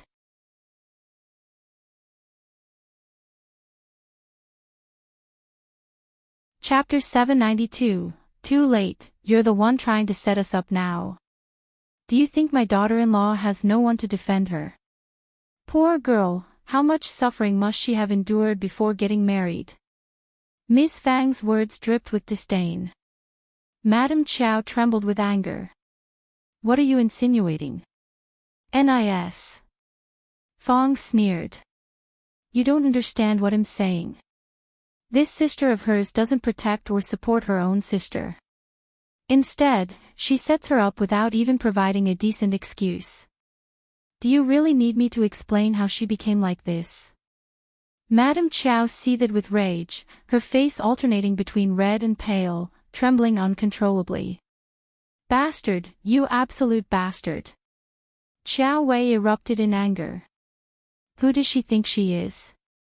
She doesn't deserve to be called my sister." Miss Fong glanced at her dismissively. "That's not for you to decide, Elder Miss Qiao. You should ask your father about it." "You, Wei." Madame Qiao snapped at Qiuyue, signaling her to stop. She was also incensed by Miss Fang's relentless targeting of someone much younger. How shameless! Qiuyue ground her teeth together, glaring fiercely at Miss Fang. Miss Fang remained unfazed, raising an eyebrow with an air of disdain.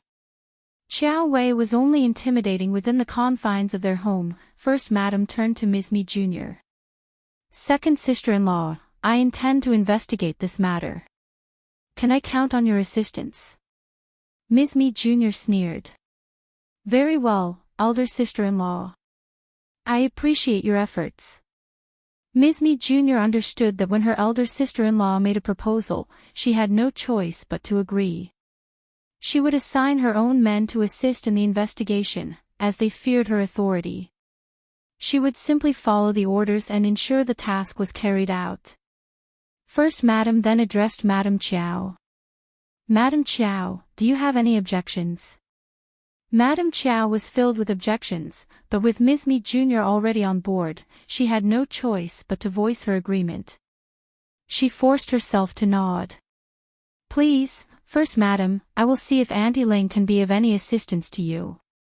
In an instant, First Madame commanded, "Take the 3 maids down.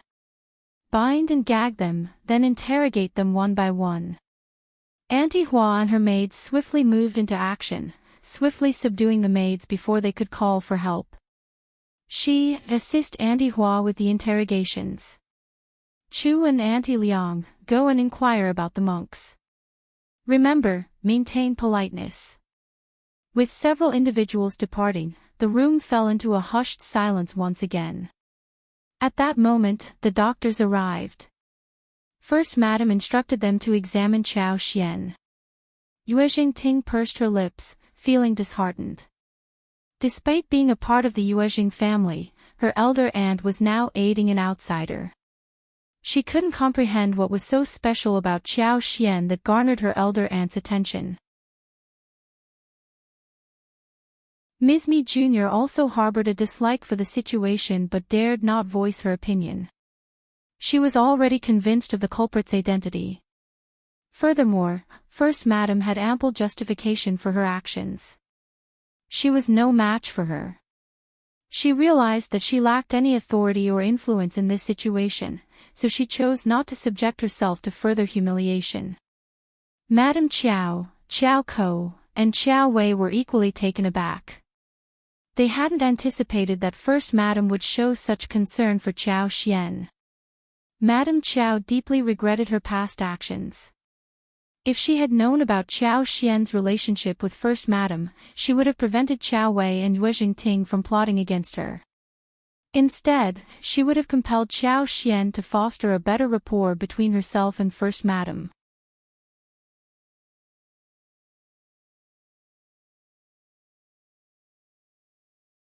Chapter 793. Not dropping regrettably, it was too late for Madame Qiao to take any corrective action. She had paid 2 visits to second Mrs. Yuezheng and engaged in friendly conversations, unaware that First Madame was well aware of these meetings. A burning sensation consumed Madame Qiao's heart. She glared fiercely at Qiao Xian, wishing she could incinerate her on the spot. She had misjudged her completely. It now dawned on her just how wrong she had been about Qiao Xian all this time. Surely, this cunning girl was reveling in their predicament, secretly mocking them. The doctor confirmed that Qiao Xian had suffered a minor fracture in her arm, along with some superficial skin wounds and strained muscles. She needed ample rest. Additionally, due to her fall from the mountain, there was a possibility of a head injury, requiring further examination in the coming days. First Madame gazed at her with genuine concern. You have endured so much. Good girl, rest well and don't dwell on these matters. If you need anything, send someone to me, and I will provide assistance without hesitation. Ms. Fong sighed once more. You must be more cautious. Why did you venture alone without a maid? Take good care of yourself when you return home. Qiao Xian replied with sweetness, Mom, Aunt, I apologize for this incident. I promise to exercise caution and prioritize rest upon returning home. That's good to hear. Madame Qiao and Ms. Mi Jr. were left speechless, their hearts heavy with regret. First Madame finally instructed the doctor to examine Yuezheng Ting and Qiao Wei. Fortunately, neither of them had any serious injuries, only a few minor skin wounds. Qiao Wei had a longer cut on her arm, but it was expected to heal without leaving a scar. Madame Qiao and Ms. Mi Jr. found themselves at a loss for words. Their daughter's injuries were not severe enough to justify their anger and resentment. Auntie Hua swiftly obtained the results and returned to deliver the message. As witnesses, they needed to know the truth behind the incident. Yuezheng Ting had orchestrated the entire affair. She had invited Qiao Xian and arranged the outing at Lingyuan Temple. Sensibly. She had chosen a mountain behind the temple to carry out their plan, rather than in her own abbey. The maids bravely confessed that they were instructed by Yuezheng Ting and Qiao Wei to push Qiao Xian off the mountains. Auntie Hua chose to withhold the remaining details, in an attempt to preserve some dignity for Yuezheng Ting and Qiao Wei. However, everyone present was well aware that the maids wouldn't have taken such action without orders from their respective mistresses. Ms. Fong grew increasingly agitated, her gaze filled with disdain as she directed it towards Madame Qiao and Ms. Mi Jr. She sneered, "Madam Qiao, you better keep a close eye on your daughter and leave my daughter-in-law alone. She is wicked and malicious to the core. Perhaps she will spend the rest of her life in loneliness." "What's the matter? Can't accept the truth?" Ms. Fang retorted, delivering a verbal blow that left Qiuyue and Madame Qiao feeling utterly exposed and scorched by shame. Ms. Fang's blame was directed towards Madame Qiao and Qiuyue, but Yuezheng Ting felt deeply humiliated by the accusations. Unable to contain her anger, she snapped back, "It was all Qiuyue's idea. I only helped because I thought we were friends. I have nothing to do with this. You can put all the blame on her. After all, we're talking about her own sister here. Mother, one want to go home now."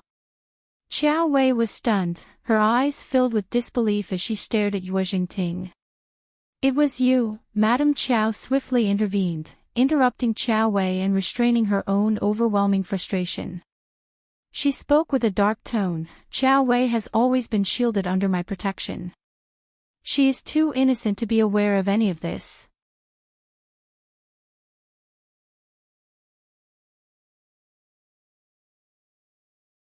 Chapter 794, Blaming, but she is not out to do anything evil, like setting up sisters. It must have been the maid who persuaded her to do so. The maid grew up with her miss, and her miss adores her deeply. She even tried to turn me against her a few days ago, so I lectured Wei. I thought she had changed herself, but apparently, she came up with a new idea like this. I will definitely punish her now. How terrible. Xian, Madame Qiao tried to present herself as friendly. "You are a very kind-hearted and understanding girl, and you barely need our care. Your sister is misguided, and I hope you can find it in your heart to forgive her." Qiuyue clenched her hand tightly, feeling the stinging pain. She bit her lip, consumed by distress. Since when did she have to beg Qiao Xian for forgiveness? Qiuyue's heart ached, overwhelmed by the sheer humiliation of the situation. She couldn't comprehend what was happening. Was it all just a terrible dream? This person, who didn't even dare meet her gaze and whom she could lecture and strike as she pleased, was now someone she had to plead for forgiveness from. Qiao Xian was being defended and protected, and even her mother felt the need to bow to her. Tears welled up in Qiuyue's eyes, cascading down her cheeks uncontrollably. She felt a rush of humiliation and hastily wiped them away, trying to conceal her vulnerability. Concerned, Madame Qiao interjected, "Xian, your sister is crying because she feels remorse." But she wasn't. Her tears were born out of anger. The blades of humiliation struck Qiuyue's heart, causing her face to flush with heat. The amalgamation of anger, humiliation, sadness, and embarrassment became unbearable. Overwhelmed, she sought solace in Madame Qiao's embrace, her sobs echoing with pain. Madame Qiao comforted her, secretly berating Qiao Xian in her thoughts. What a despicable person. First Madame had watched everything impassively. Ms. Mi Jr. shifted the blame onto her maid. The two maids stood pale and trembling, afraid to utter a single word in their defense. Their lives were at the mercy of their mistresses, and any opposition could cost them dearly. But for young maids, they might even suffer a lot before they die. Qiao Xian chimed in, "Aunt, now that we have identified the culprits, please make a decision." It was the maids who coerced them. As long as Yuezheng Ting and Qiuyue insisted that the maids acted of their own volition, no one would have concrete evidence to prove otherwise, although everyone was well aware of the truth. First Madame could certainly pressure the maids to reveal the true mastermind, but Qiao Xian didn't want that to happen. She and the Qiao family could part ways. However, First Madame didn't have to sever ties with the extended family for the sake of an outsider like Qiao Xian. If news of the incident spread, it would cast her in a negative light, implying she was petty. After all, she was unharmed, wasn't she? Qiuyue and Yuezheng Ting had already suffered reputational damage, which was worse than Qiao Xian's situation. People tend to sympathize with those who have endured greater suffering, sadly reflecting the nature of society. As the wife of the provincial champion, Shao Yunduan had a promising future. Qiao Xian hadn't sustained any serious injuries or even been frightened, so she could gracefully withdraw and preserve her good reputation. That would be preferable, wouldn't it? Qiao Xian's words implicitly confirmed her agreement to hold the maids responsible. First Madam comprehended her intention and couldn't help but inwardly sigh. This child was truly perceptive. Sister-in-law, Li is Ting's maid. Do you believe Ting should also bear some responsibility?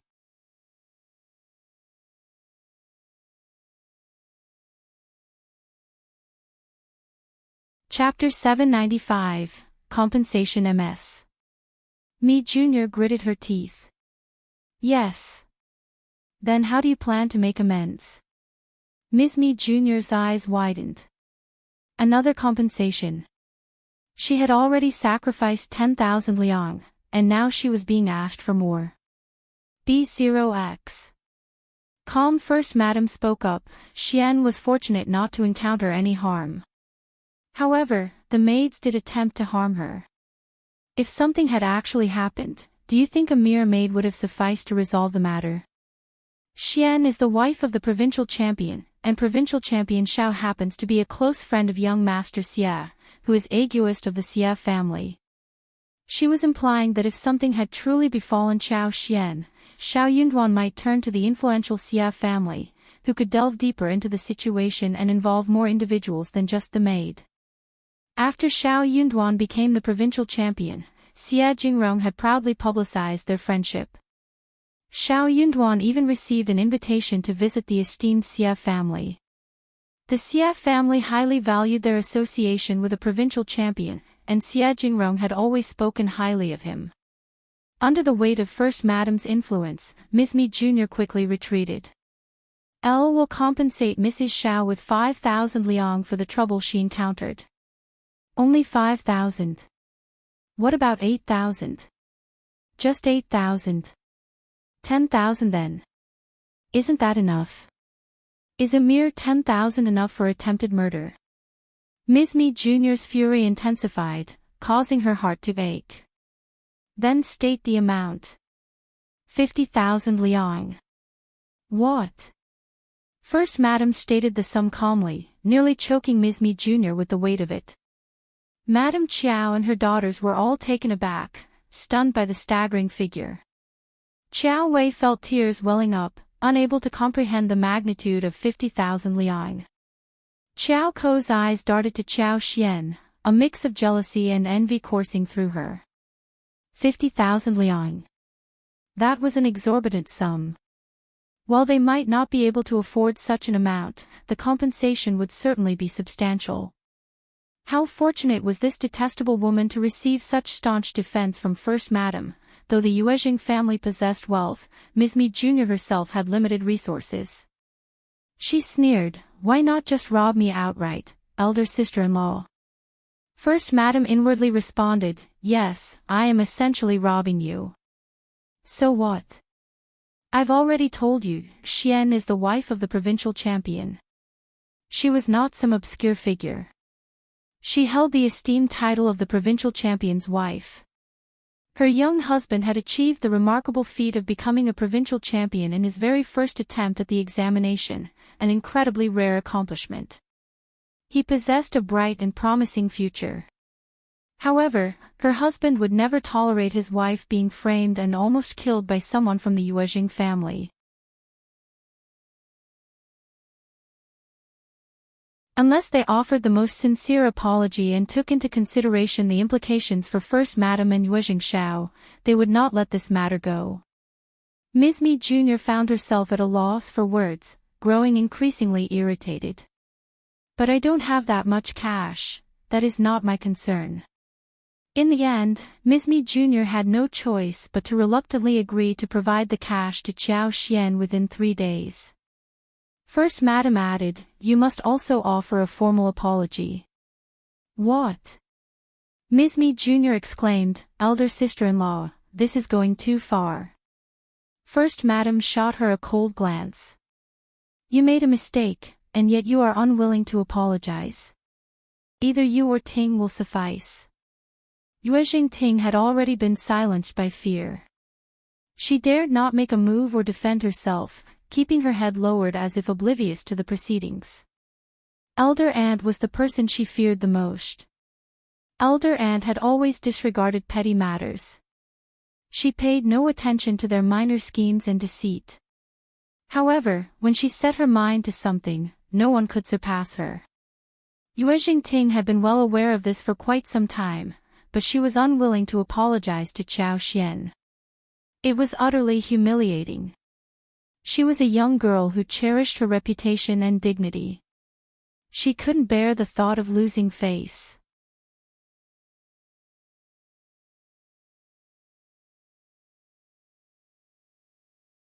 Chapter 796, Ceasing MS.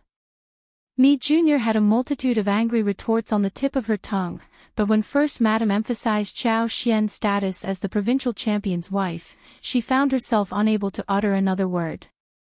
Feeling conflicted and not wanting her daughter to bear any more pain, Ms. Ni Jr. reluctantly offered her apology. Qiao Xian was already quite content with the outcome.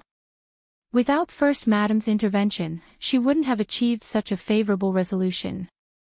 First Madam had pushed Ms. Mi Jr. to her limits, ensuring that she didn't harbor any ill feelings over the matter. Simultaneously, she did not want First Madam to become entangled in her own predicament. Qiao Xian graciously accepted the apology. And with that, the incident came to an end. B0X. Calm First Madam stated that if a similar incident were to occur in the future, they should report the entire matter to the appropriate governmental authorities. She felt too ashamed to continue serving as the mediator. These words weighed heavily on NIS. Mi Jr. and Yuezheng Ting's hearts. They were pained, yet startled as well. Once Ms. Mi Jr. had settled, it was Madame Qiao and Qiao Wei's turn to address the situation. First Madam gazed up at Madame Qiao, causing her to tremble involuntarily. She forced a smile. We will discuss this further when we return home. I apologize for the inconvenience, First Madam. She insinuated that the matter was their own affair and there was no need for First Madam to interfere. First Madam and Qiao Xian shared a good relationship, and she was not easily swayed by Madame Qiao's words. Furthermore, Ms. Fong was on their side as well. Ms. Fong strongly disagreed with the suggestion. I'll disagree, Madam-in-law. Even brothers settle matters fairly. Elder Miss Qiao's maid nearly killed my daughter-in-law, and I implore First Madam to arbitrate. She is known for her fairness, so please, First Madam, be the judge. A smile played on First Madam's lips. Thank you for your support, Sister Fong. I won't allow Xian to suffer just to defend herself. Moreover, both maids were involved in the same scheme, so they should face equal punishment. It's a simple matter, and I can act as the witness. Madame Qiao and Qiao Wei were taken aback. They were on the verge of exploding in anger. Madame Qiao would never admit that the maid was the mastermind. Even Ms. Mi Jr. didn't blame her own maid. So now, Madame Qiao was expected to apologize to Qiao Xian and pay her 50,000 liang. It was simply outrageous. Madame Qiao tightly grasped Qiao Wei's hands, urging her to remain silent. She spoke in a low voice, filled with regret. Xian, you were the victim in this incident, and I apologize for our actions. But we are sisters, let's put an end to this. Qiao Xian responded, her tone firm, I am the daughter-in-law of the Shao family and the wife of the provincial champion. I accept your apology. However, when will you provide me with the 50,000 liang? One believe in treating everyone equally, don't you? Qiao Wei couldn't contain her disdain any longer and sneered, you have the audacity to ask for 50,000 liang. In her eyes, this woman wasn't even worth 50,000 liang as a human being. Ms. Mi Jr. sneered as well, but she had no intention of staying any longer. Moreover, with outsiders present, Madame Qiao would not be able to display her influence effectively. So she decided to leave with Yuezheng Ting and requested First Madame to accompany them. First Madame turned her attention to Qiao Xian. Qiao Xian exchanged a glance with her, nodding to indicate that it was fine. First Madame departed with Ms. Mi Jr. and Yuezheng Ting, creating a sense of relief in the room. With their departure, Madame Qiao, Qiuyue, and Qiao Ko let out a collective sigh, finally feeling a sense of relaxation. Qiuyue abandoned her pretense and locked her gaze onto Qiao Xian, sneering disdainfully. Who do you think you are? The daughter of a lowly concubine. You are not even worth the position of a maid in front of my mother and me.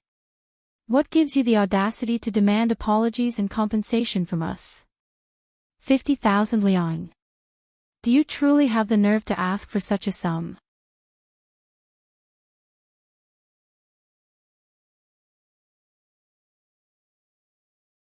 Chapter 797, Apology Bang. A loud noise resonated through the room as Miss Fong slammed her hand on the table, causing the teacup to wobble and creating a startle for Madame Qiao and her daughter. Elder Miss Qiao, you are truly despicable. How dare you, why not? Humph. You should address me as your sister-in-law's mother. How dare you insult someone by calling them a low-class maid? I will inform my son and have him confront your father about this matter. You cannot bully people like this. Qiao Xian felt a warm surge of reassurance flowing through her heart. She gently held on to Miss Fang's arm and whispered, Mother, please calm down. B0X. Calm. Miss Fang was genuinely furious. She sneered, they believe they are superior to us. Well then, let's inform Yuezheng and have him defend us. Mrs. In-law, we are family, and we can resolve this through discussion. Madame Qiao interjected, feeling a mix of anger and anxiety. She couldn't allow Miss Fang to leave like this. If Shao Yuezheng were to learn about the situation and inform the old master, Qiuyue would undoubtedly face severe consequences. Wei, apologize. Mom. Apologize, now. Madame Qiao's voice snapped with authority. Qiuyue clenched her lips tightly, unwilling to comply. Qiao Xian let out a disdainful snort and spoke calmly, Mother, don't force your sister to do something against her will. 1 am accustomed to receiving apologies. But I am curious, when will you be returning the 50,000 liang to me? Miss Fang sneered in agreement. Not a single penny less. Otherwise, I will have my son inquire about this with Officer Qiao. Madame Qiao's face contorted in frustration. Qiao Xian, are you really going this far? Your father is returning to the capital soon, and Shao Yuezheng will be taking the examination there. He is a stranger in that city, and aren't you considering the assistance your father could provide? Qiao Xian sneered back. These are separate matters. Are you attempting to threaten me, Mother? Besides, as far as I know, my husband's examination will take place before Father can even secure a transfer back to the capital. How would this so-called help work? You will be going back to the capital with your husband, won't you? And because of your interference, I wonder if you will bring trouble or aid to my husband. Yes. Miss Fang interjected sharply. Stop with the sweet talk, and pay us what is owed. Miss Fang hesitated for a moment upon hearing Madame Qiao's words, but as she listened further, she realized that Qiao Xian was correct in her assessment of Madame Qiao. Madame Qiao was not concerned about her son's well-being, she was instead causing him trouble. Madame Qiao grew increasingly annoyed and responded bluntly, We don't have 50,000 liang at home, if you want it, go ask your father yourself. In that case, I will do just that, Qiao Xian sneered. And I will also ask Elder Aunt to document today's events so I can present it to my father. He shouldn't assume I am lying and let others distort the truth. Madame Qiao trembled with fury, her eyes filled with icy anger. Miss Qiao, don't worry. Duan will help you. My daughter-in-law will never be bullied, not even by her own mother's family. Bah! Don't underestimate us. Miss Fang reassured Qiao Xian while pulling her away. Let's stop wasting our time with them. They are nothing but irritants to me. Madam Qiao.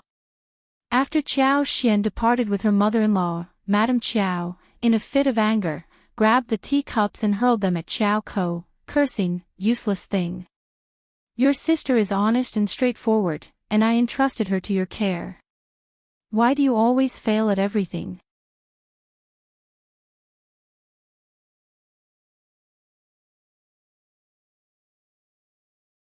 Chapter 798, Jealousy. Qiao Ko trembled on her knees. Mother, it's my fault, enough. No more tears. Madam Qiao snapped, silencing her daughter.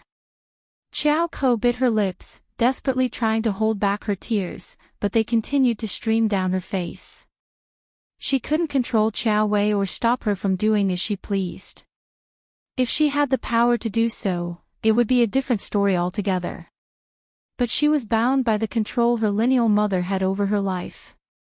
No matter how much pain she felt, she had to suppress it deep within. She couldn't even defend herself in front of her own father. B0X. Calm as she thought about Qiao Xian, her emotions welled up. Qiao Xian had endured far worse circumstances than she had, yet she had managed to rise above it all. She was now surrounded by people who protected and supported her, and her husband was a provincial champion. Jealousy consumed Qiao Ko's heart. With a resolute determination, she made up her mind to steal Qiuyue's marriage. Mom, do we really have to give that wretched woman 50,000 liang? No, never. She doesn't deserve a single thing. Qiao Ko declared vehemently, her eyes filled with envy and resentment. Enough. Madam Qiao restrained herself from slapping Qiao Ko, but her voice was cold and cutting. Shame on you. You've messed up everything. Qiuyue interjected, feeling uneasy. Elle didn't expect this. Yuezheng Ting came up with the idea. She promised it would work, but how could I have known she'd be so useless? Madam Qiao closed her eyes and took a deep breath. Opening her eyes, she spoke slowly, join me to the Shao family today. Qiuyue's expression changed. Why? To apologize, of course. Madam Qiao replied firmly. Listen carefully now. You must seek Qiao Xian's forgiveness, no matter what it takes. This way, she will never bring up the issue of compensation again. Mother. Qiuyue was both surprised and furious. Are you asking me to bow down to Qiao Xian? Yes. Madam Qiao didn't care about her daughter's mood anymore. She sneered, it's time for you to develop your own character. Use Qiao Xian as a means to strengthen yourself. I'm doing this for your own good, so don't overlook the opportunity. Qiuyue. Getting herself humiliated by Qiao Xian for her own good. Qiuyue was disappointed and saddened. Even her mother was treating her like this. Madam Qiao felt tired and annoyed, lectured her a few more sentences before bringing them back to the hostel. Back at the hostel, Concubine Du saw Madam Qiao and Elder Miss Dark faces and the weird atmosphere around them, and she was very cautious as she served them. Back in Qiao Ko's room, Concubine Du asked what was going on. Qiao Ko was shedding tears, but she could not utter a word. She did not tell Concubine Du what was going on. Nor did she throw herself into her mother's arms.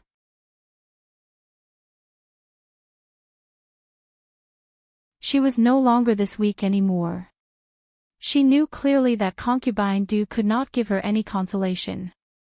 Nor could she obtain justice for her.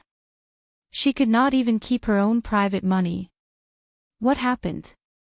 Ko, don't frighten me, tell me now. Concubine Du's constant questions made Qiao Ko impatient. She wiped the tears and recounted the whole thing. Concubine Du got anxious. Why did you offend Qiao Xian anyway?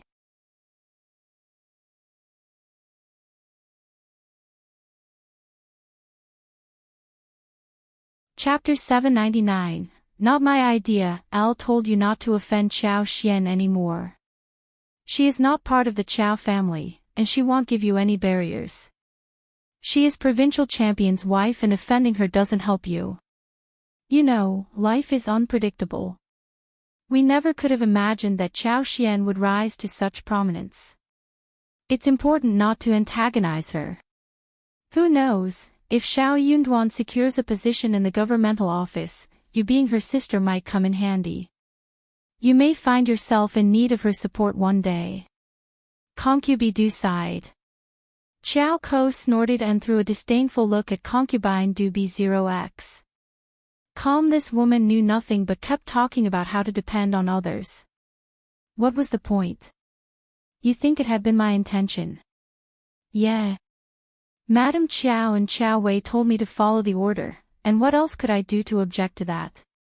Concubine Du was at a loss for words, feeling the weight of Qiao Ko's predicament. She knew that going against the orders of Madame Qiao and Qiao Wei was not an option for Qiao Ko.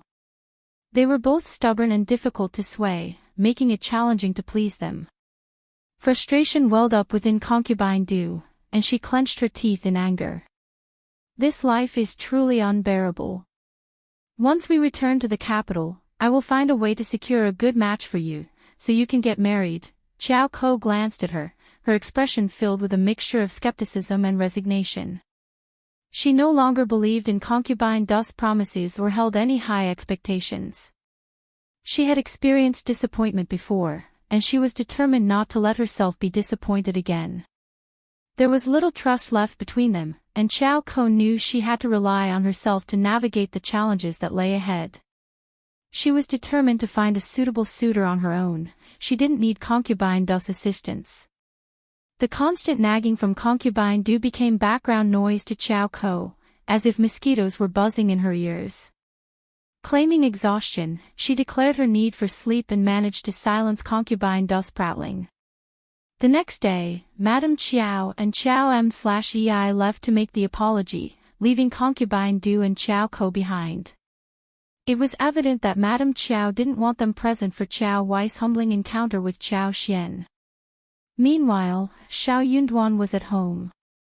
Madame Qiao took the opportunity to remind everyone of the Qiao family's noble status in the capital and their past service to the emperor. She emphasized their valuable connections, including Qiao Wei's engagement to a duke's mansion. Madame Qiao expressed her intention to support Shao Yunduan once he was in the capital, leveraging their influence to help him progress. She proposed that they put the past behind them, forgive each other, and continue socializing as before. Shao Yunduan firmly rejected Madame Qiao's offer.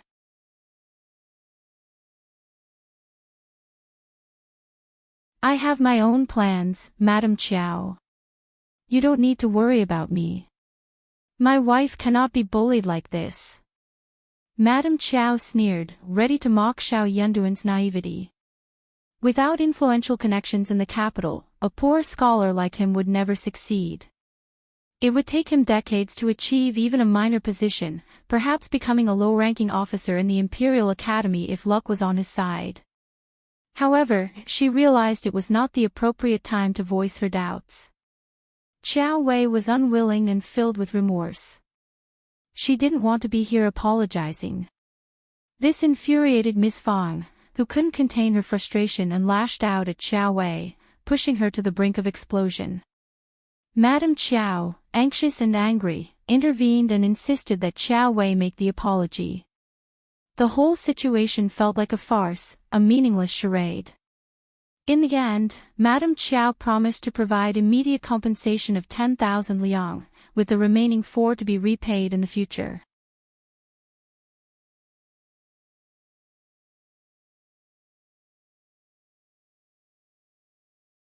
Chapter 800. No choice, however, the IOU note had to be written in Qiao Xian's handwriting. The note detailed the events of the previous day and explained the debt owed. Madame Qiao and Qiuyue also left their fingerprints on the note as a sign of acknowledgement. Madame Qiao reluctantly agreed, fully aware that the note served as a bargaining chip in Qiao Xian's possession. Neither party expected the debt to be repaid, nor did they anticipate Qiao Xian to inquire about it. Madame Qiao had no choice but to accept the terms. In exchange, Qiao Xian promised not to tell the incident not be reported to the old master. B0x. Calm Madame Qiao reluctantly agreed, with the condition that the money would be provided to Qiao Xian within 3 days after their return to the county. However, Madame Qiao only had 1,000 liang in cash.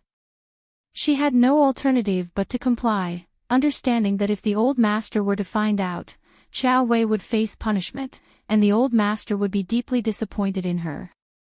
She had maintained her reputation as a virtuous wife throughout her entire life, and she couldn't afford to tarnish it now, especially in the eyes of the old master. Her only hope was that her son would attain a high-ranking position and her daughter would become capable and accomplished. Only then would she have nothing to fear. However, she knew that such a day had not yet arrived. If the old master harbored any resentment towards her, her life would be miserable upon their return to the capital. The risk was too great to take. Madame Qiao and Qiuyue were infuriated as they left Qiao Xian's residence. Upon their return to the hostel, Qiao Ko received further punishment in the form of slaps to her face. From that day forward, Madame Qiao never visited Qiao Xian again. However, she did encounter Ms. Mi Jr. once more, and after 2 days had passed, they all returned to the county. Qiuyue would have normally confided in her father about the incident, but this time she remained silent. Madame Qiao warned her sternly, emphasizing the importance of keeping everything a secret, regardless of her doubts or dissatisfaction. Madame Qiao couldn't disclose the truth about whether or not Qiao Xian had helped. She also mentioned that the first madam had never been kind to Qiao Xian anyway. Furthermore, she added that the family was difficult to befriend due to their arrogance. Officer Qiao believed his wife's words and felt regretful about the situation, but he chose not to inquire further. At the Yuezheng family's residence, Ms. Mi Jr. was unable and unwilling to pay the 50,000 liang in cash. Even if she had the means, she refused to do so. Consequently, she decided to discuss the matter with her husband. Ms. Mi Jr. selectively withheld the truth, only sharing the part of the story that could benefit her.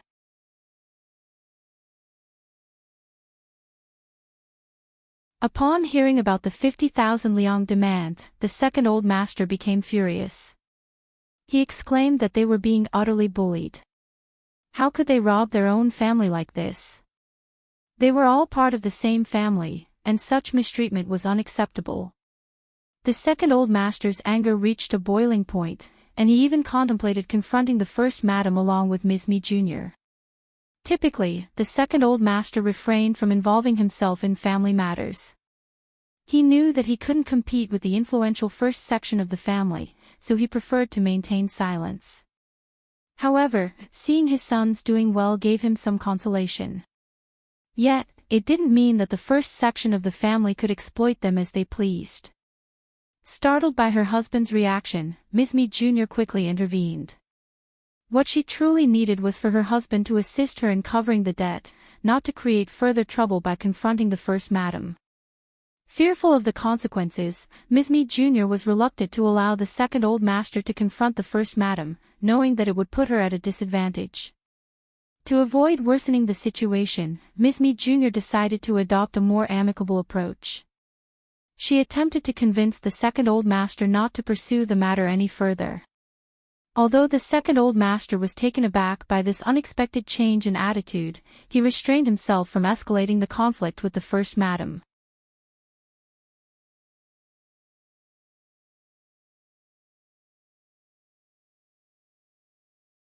Chapter 801, Bad Luck. Fueled by anger and a sense of injustice, the second old master couldn't simply let the matter go. The amount in question was 50,000 liang, not a trivial sum of 5,000. After contemplating the situation, he decided to approach his own mother, Madame Yuezheng, seeking her support and assistance. Surely, Madame Yuezheng, being the matriarch of the family, would be able to help them. To gain Madame Yuezheng's sympathy, the second old master embellished the story, presenting it in a way that painted their family as victims of undue oppression. His intention was to provoke a strong reaction from Madame Yuezheng, hoping that she would stand up for them. Madame Yuezheng, who held a deep admiration for her second son's family, was well aware of their intelligence and capabilities. However, she couldn't deny that her elder son's family was competent. Furthermore, she couldn't muster much interest or concern when it came to her second son's lack of a male heir. As a result, she wasn't always inclined to defend them in every situation. B0x. Calm, however, Madame Yuezheng found her elder son's wife's demands excessive. Wanting to extract 50,000 liang from the second section of the family seemed unjustifiably high. With a sense of urgency, Madame Yuezheng summoned both the first madam and Ms. Mi Jr. to her presence. Ms. Mi Jr. was filled with bitter frustration, never expecting that her husband would take such actions behind her back. The first madam proceeded to share the entire story, recounting how Yuezheng Ting had made an attempt on the life of the provincial champion's wife. Given the close relationship between the Xia family and the provincial champion Shao, with the Xia family considering him an honored guest and having a strong bond with their young master, it was highly unlikely that provincial champion Shao would forgive them without a substantial compensation of 50,000 liang. Understanding the Xia family's influence and the importance of maintaining their connection, Madame Yuezheng contemplated whether Yuezheng Ting deserved severe punishment for her actions. Ms. Mi Jr. found herself in a difficult position, unable to defend her actions but weakly attempting to explain that it was the fault of a maid. Madame Yuezheng and the second old master were both taken aback by the revelations. The second old master's anger intensified as he glared at Ms. Mi Jr. "Why didn't you inform me of this earlier? This is not what you told me. Look at the mess you've created." Madame Yuezheng's brow furrowed. "That is your own fault. You should be capable enough to relay a story accurately, shouldn't you? As a united family, there was no need for them to hide the truth. It was common knowledge that the maid acted under the instructions of Yuezheng Ting. Everyone was aware of this fact." Ms. Mi Jr. had no ground to argue. However, she found the demanded compensation excessive. She bitterly complained, Ting made a mistake. It was all because of Elder Miss Qiao's influence. Elder Miss Qiao wanted to punish her sister out of jealousy for her better life. But Ting got dragged into it. I will tell Ting to cut ties with her. But mother, I don't have 50,000 liang.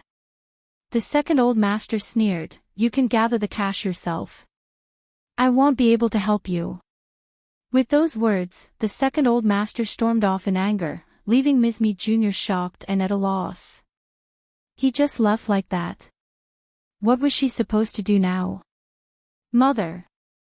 Ms. Mi Jr. turned to Madame Yuezheng, tears welling up in her eyes. Madame Yuezheng frowned. She couldn't simply let it go. Nor could she expect her elder son's wife to provide the funds. That was out of the question. Moreover, she believed that Ms. Mi Jr. deserved to be punished. While it was possible that Elder Miss Qiao held a grudge against her sister, it didn't necessarily mean that Yuezheng Ting had no involvement. Perhaps Ms. Mi Jr. was also implicated in some way. Madame Yuezheng had no interest in delving into the matter with Ms. Mi Jr. She understood everything implicitly.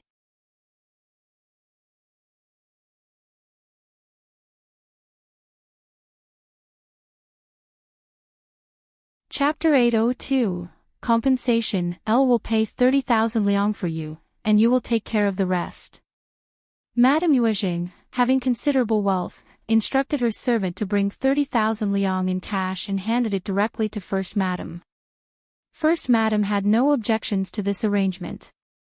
Madame Yuezheng had her own personal funds, and she was free to allocate them as she pleased, as long as she wasn't forced to dip into the shared savings of the family. The first section of the family did not require Madame Yuezheng's assistance in this manner. B0X. Calm, second sister-in-law, should I have my people collect the remaining amount now or tomorrow? Asked First Madam, indicating that they would retrieve the money the following day. Ms. Mi Jr. became infuriated and responded bitterly, "L will send my people to deliver it to you, elder sister-in-law." "Very well. I will be waiting." Bah. Ms. Mi Jr. had 20,000 liang in cash, but it was a substantial portion of her personal savings. Reluctantly, she gathered the cash and requested Auntie Ling to arrange for its prompt delivery. She wanted to put this matter behind her as quickly as possible.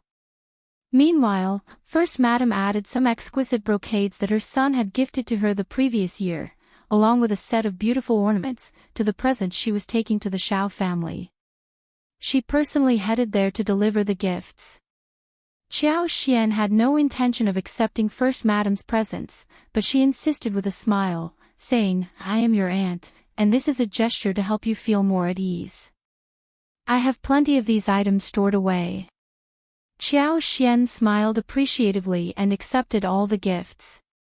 First Madam engaged in small talk with Qiao Xian for a while before advising, "You should discuss the management of your lands with the estate manager so they can take care of them in your absence. It's time for you to return home as soon as possible. Shao will handle everything else for you. When you visit next time, you can evaluate and select any preferred managers and page boys to keep here." Perceiving Qiao Xian's confusion, First Madam responded with a sigh and a smile.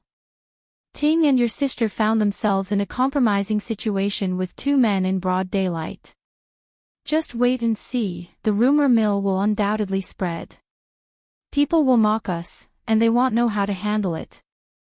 I have always been the one to clean up their messes, but this time, I'm staying out of it. It's a lesson they need to learn from. That's why it's best for you to leave soon and distance yourself from this situation."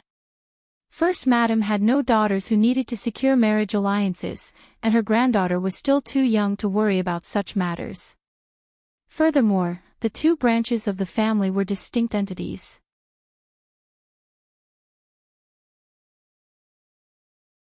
People wouldn't be foolish enough to hold the first section of the family accountable for the misdeeds of the second section.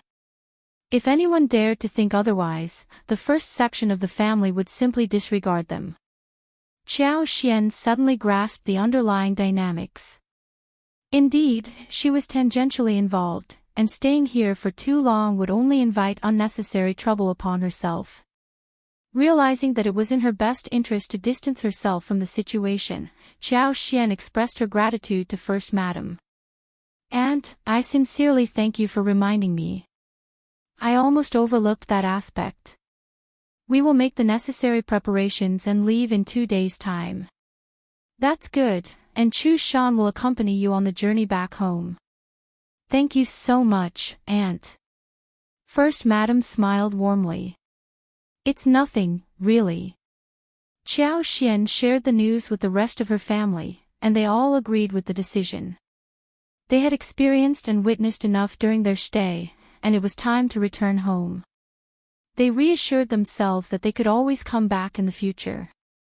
Eldest uncle, in particular, had been longing for home for quite some time. Although he faced opposition from his wife, he couldn't hide his joy as they embarked on the journey back home.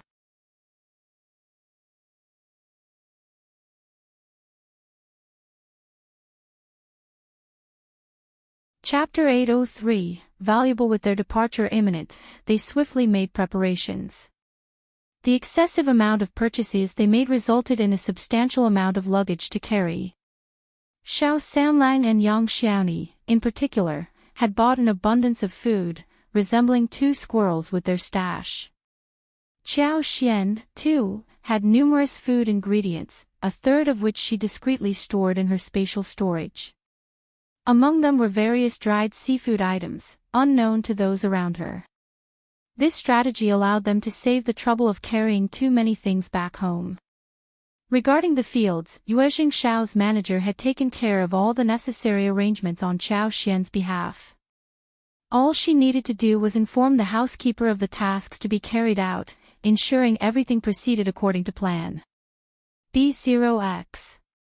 Calm. As long as Yuezheng Shao was present, the manager would not dare deceive anyone. With everything settled and their luggage packed, they prepared to depart the following day. Shao Yunduan bid farewell to Xia Jingrong at the Xia family before returning. In his hands, he carried a pot of orchids as a parting gift. Qiao Xian was taken aback by the Xia family's generosity upon realizing that the orchids they had gifted were of the highest quality. Shao Yunduan explained the situation, saying, "The Xia family mentioned that this silver ink orchid is dying, and their florist couldn't revive it. They asked if we could save it." Shao Yunduan didn't consider themselves particularly skilled at planting. At least, he didn't think so. Weren't they just planting the same things as other families? Perhaps it was the quality of the soil that made everything flourish. However, since the orchid appeared to be on the verge of dying and he felt sorry for it, he hesitantly brought it home. Shao Yunduan decided to find a suitable pot to replant the orchid and placed it near the spring in Qiao Xian's garden. The spring's water could moisten the grass and trees, offering a chance for the flower to be saved. Curious, Qiao Xian inquired, "Is this silver ink orchid very valuable?" Shao Yunduan nodded and replied, "It's worth a fortune, equivalent to a significant amount of gold. It's the only one in the entire Xia family." Qiao Xian gasped. The Xia family gave it to them directly rather than try to save it. Typically, most people would try to save a plant as long as there was even the slightest chance of survival, especially when it was a rare specimen. Qiao Xian gratefully accepted the orchid and said with a smile, "Darling, you may not know, but let me take care of it from now on."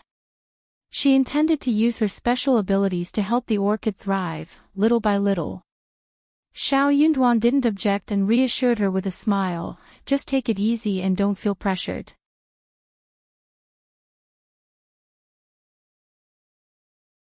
But if it does manage to survive, Shao Yunduan paused for a moment and suggested, "Should we consider returning it to the Xia family?" Qiao Xian had no objections. She smiled and nodded, saying, "Of course.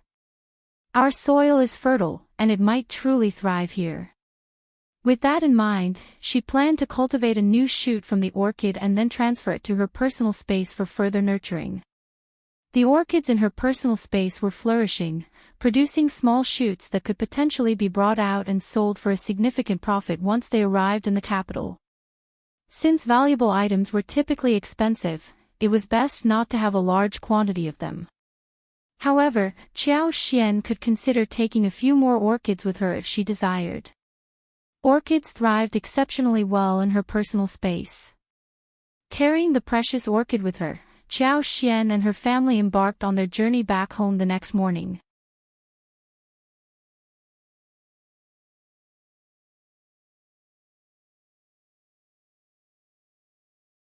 Chapter 804. Accompany. The family returned home one day before Madame Qiao and her entourage did.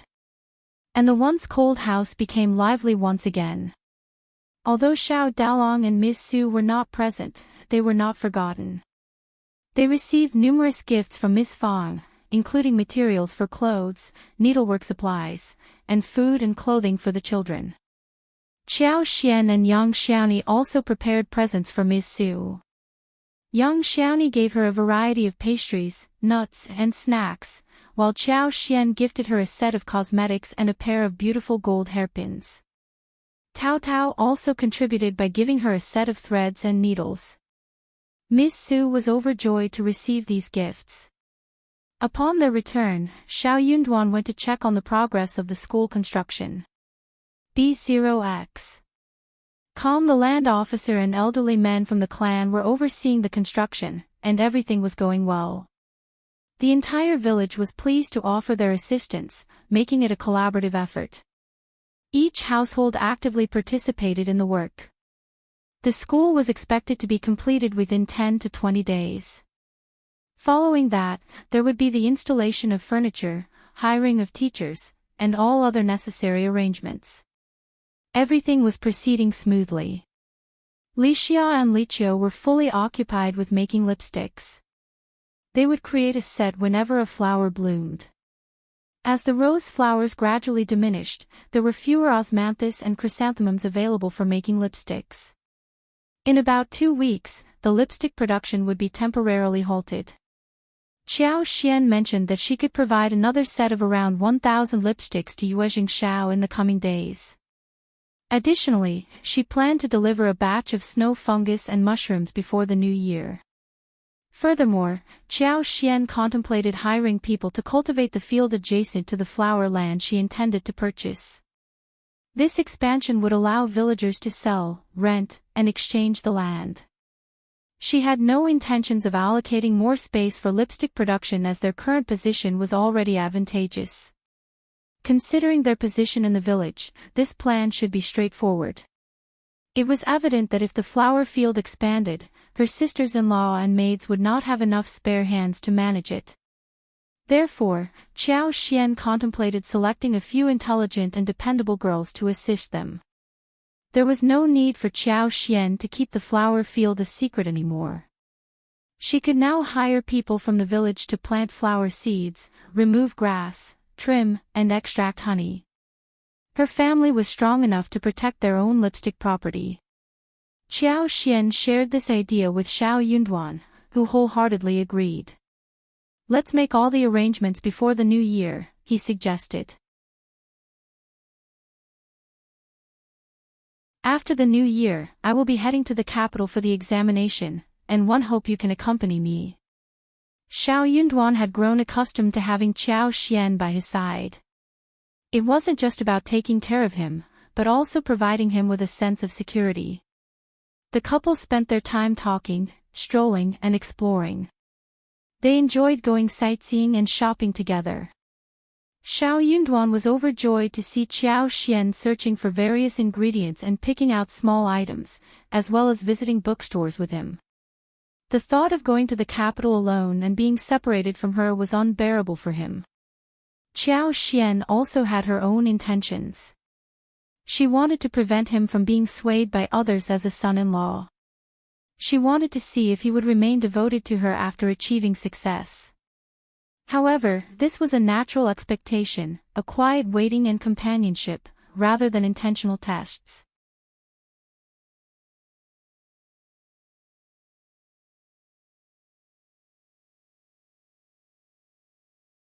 Chapter 805. Not tested wasn't a test, it was giving him a hard time. But presenting her own plan and hearing his proposal were two separate matters. Qiao Xian felt her heart fill with sweetness as she listened to him. She smiled brightly and replied, "Yes, dealing with this matter won't be difficult at all. Third sister-in-law, Tao, Qiuyue, and the other girls are skilled at making lipsticks. They can handle the entire task without any problem. Dealing with cassavas was much easier. They only needed to plant them, remove weeds during the harvest, and dry them in the sun before informing Yuezheng Shao to have them collected." In Zhang village, Manager Dong and his page boys decided to stay there. Qiao Xian trusted Ding Erju and his family to take care of the lands, tea leaves, and creeping figs. Business and lands in the province were easier to manage. The Yuezheng B0XO Calm family was providing assistance, so she didn't need to worry about anything. Qiao Xian continued discussing her arrangements, which uplifted Shao Yunduan's spirits. His wife had planned everything. She wanted to go to the capital with him. How wonderful! We can leave much earlier, well ahead of time. There's no need to rush, so we won't get tired. Darling, do you get seasick? We can rent a large ship and travel by sea. Shao Liulang also paid a visit to Shao Yunduan upon hearing of his return. He requested to borrow the study materials that Shao Yunduan used when he was preparing to become a cultivated talent. Shao Yunduan had always kept the materials in good order and well maintained. Initially, he had planned to keep them as souvenirs, but if Shao Liulang wanted to borrow them, he was generous enough to share them. The only condition was that Shao Liulang took good care of them and returned them when he was finished. Shao Liulang nodded and agreed, even expressing his gratitude before leaving. Miss Fong was taken aback by Xiao Lulang's reaction. She had expected him to cause a fuss. Yunduan, what's going on with Liulang? He's acting so strangely, she exclaimed. Qiao Xian couldn't help but suppress her laughter. Eldest uncle wasn't pleased with the comment. What do you mean? Liulang has made a decision to study hard. What's wrong with that? It's a good thing, he said, surprised and pleased by his nephew's behavior. Liulang was incredibly intelligent, and if he applied himself, he would surely succeed in the imperial examination as well. The Shao family would have 2 advanced scholars and recommended men. Miss Fong rolled her eyes and had no interest in arguing with him. She couldn't shake off the feeling that Xiao Lulang's behavior was unusual. Shao Yunduan and Qiao Xian exchanged a glance, sensing the same sentiment as Miss Fong. It's all right, Mom. I believe my cousin must have thought it through. If he wants to work hard, it's a positive thing, Shao Yunduan reassured her. Really? Don't worry, Mom. Yes, you're right. It's good to have you here. You're just biased against him. How can you think that way? I have my reasons based on what he has said before. What's wrong with being cautious? You shouldn't be like this. Let's wait and see. The fox may grow gray but never good. We'll see how long he can hold on. The couple engaged in a heated argument. Well, they were free to argue if they wished. Shao Yunduan had no intention of intervening in his parents' dispute. He held Qiao Xian's hand and said, "Let's go." Qiao Xian smiled and they returned to their own courtyard. Do you think your cousin is acting strangely?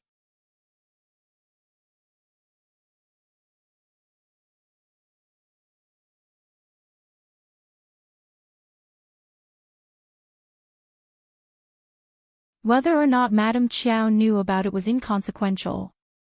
It was better to address it now rather than later, after Shao Yunduan had left for the capital examination, when things could have gotten worse. Upon hearing this, Officer Qiao interjected, "You've been making lipstick since last year, right? Why didn't you inform us about it?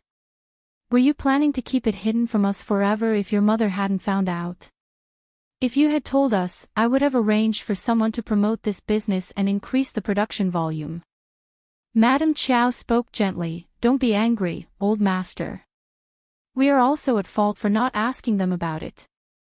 If we had inquired, we would have known about it earlier. But it's never too late now, is it?" Madame Qiao sneered. She knew how to manipulate her husband with his personality. He wouldn't let go of such a lucrative opportunity. She didn't need to do anything except sit back and watch the drama unfold. Qiao Xian replied, "Father, what you don't know is that young Master Yuezheng entered into a deal with us because he trusted my husband. And it was my sister-in-law who discovered the formula, so young Master Yuezheng has been working closely with us. He even hired people to improve the formula."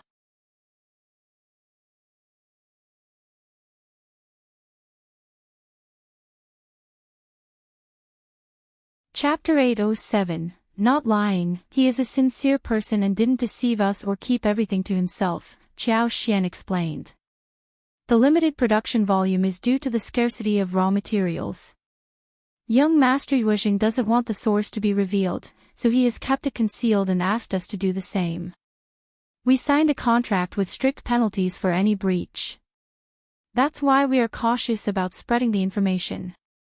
Now we have a significant volume of lipsticks, but we can't openly disclose it. Mother, I'm curious, how did you find out about this?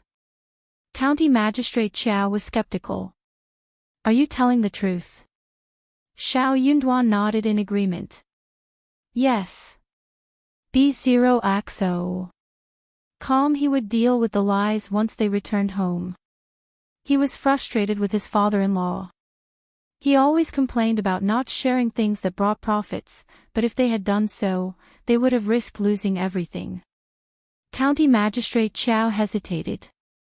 Qiao Xian seemed resolute, so he didn't think she was lying.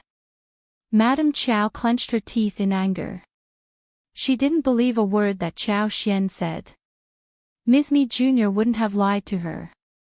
She was certain that Ms. Mi Jr. must have told the truth about the source of the lipsticks. She had also observed how the first madam had defended Qiao Xian, although she was perplexed about the reason behind it. However, she was confident that even if Qiao Xian had lied to the old master, the Yuezheng family would assist her in maintaining the deception. She couldn't reveal the truth, even though she was aware of what was truly happening.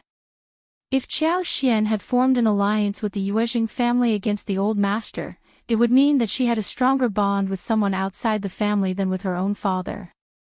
The old master would not tolerate such a situation and would surely reprimand her for her absurdity. But all of this was because she lacked evidence. Lipsticks are incredibly popular right now, and if you possess the instructions, Mother, Qiao Xian interrupted with a smile. The Shao family sold the instructions to young Master Yuezheng in exchange for money. Otherwise, how do you think we could afford to build a new house with glazed windows? You know very well the value of those windows. The couple. Officer Qiao's anger grew. Why didn't you inform us about this earlier? Indeed, Madame Qiao sighed. But we discovered this and invited you here to share the story. If we hadn't asked, we wouldn't have known anything. Xian, what else have you kept hidden from the old master? He is your father. Officer Qiao snorted in frustration. Those who had lost the enticing prospect of becoming wealthy would naturally become furious, especially in the case of the Qiao family. They had missed the opportunity to obtain the instructions now that they belonged to the Yuezheng family.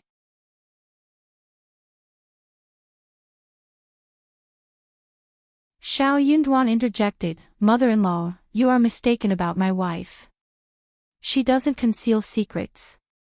Qiao Xian has always been cautious and meticulous, never revealing anything that shouldn't be disclosed unless asked.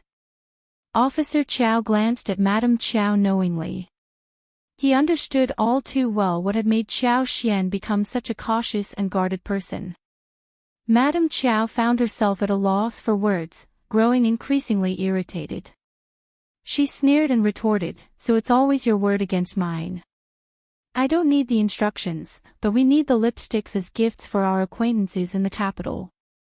Can you produce them? She added with a tone of superiority, of course, we are willing to pay for them. You're tuning into the Path of the True Immortal YouTube channel. Don't forget to subscribe and join us on this journey to catch the most captivating stories.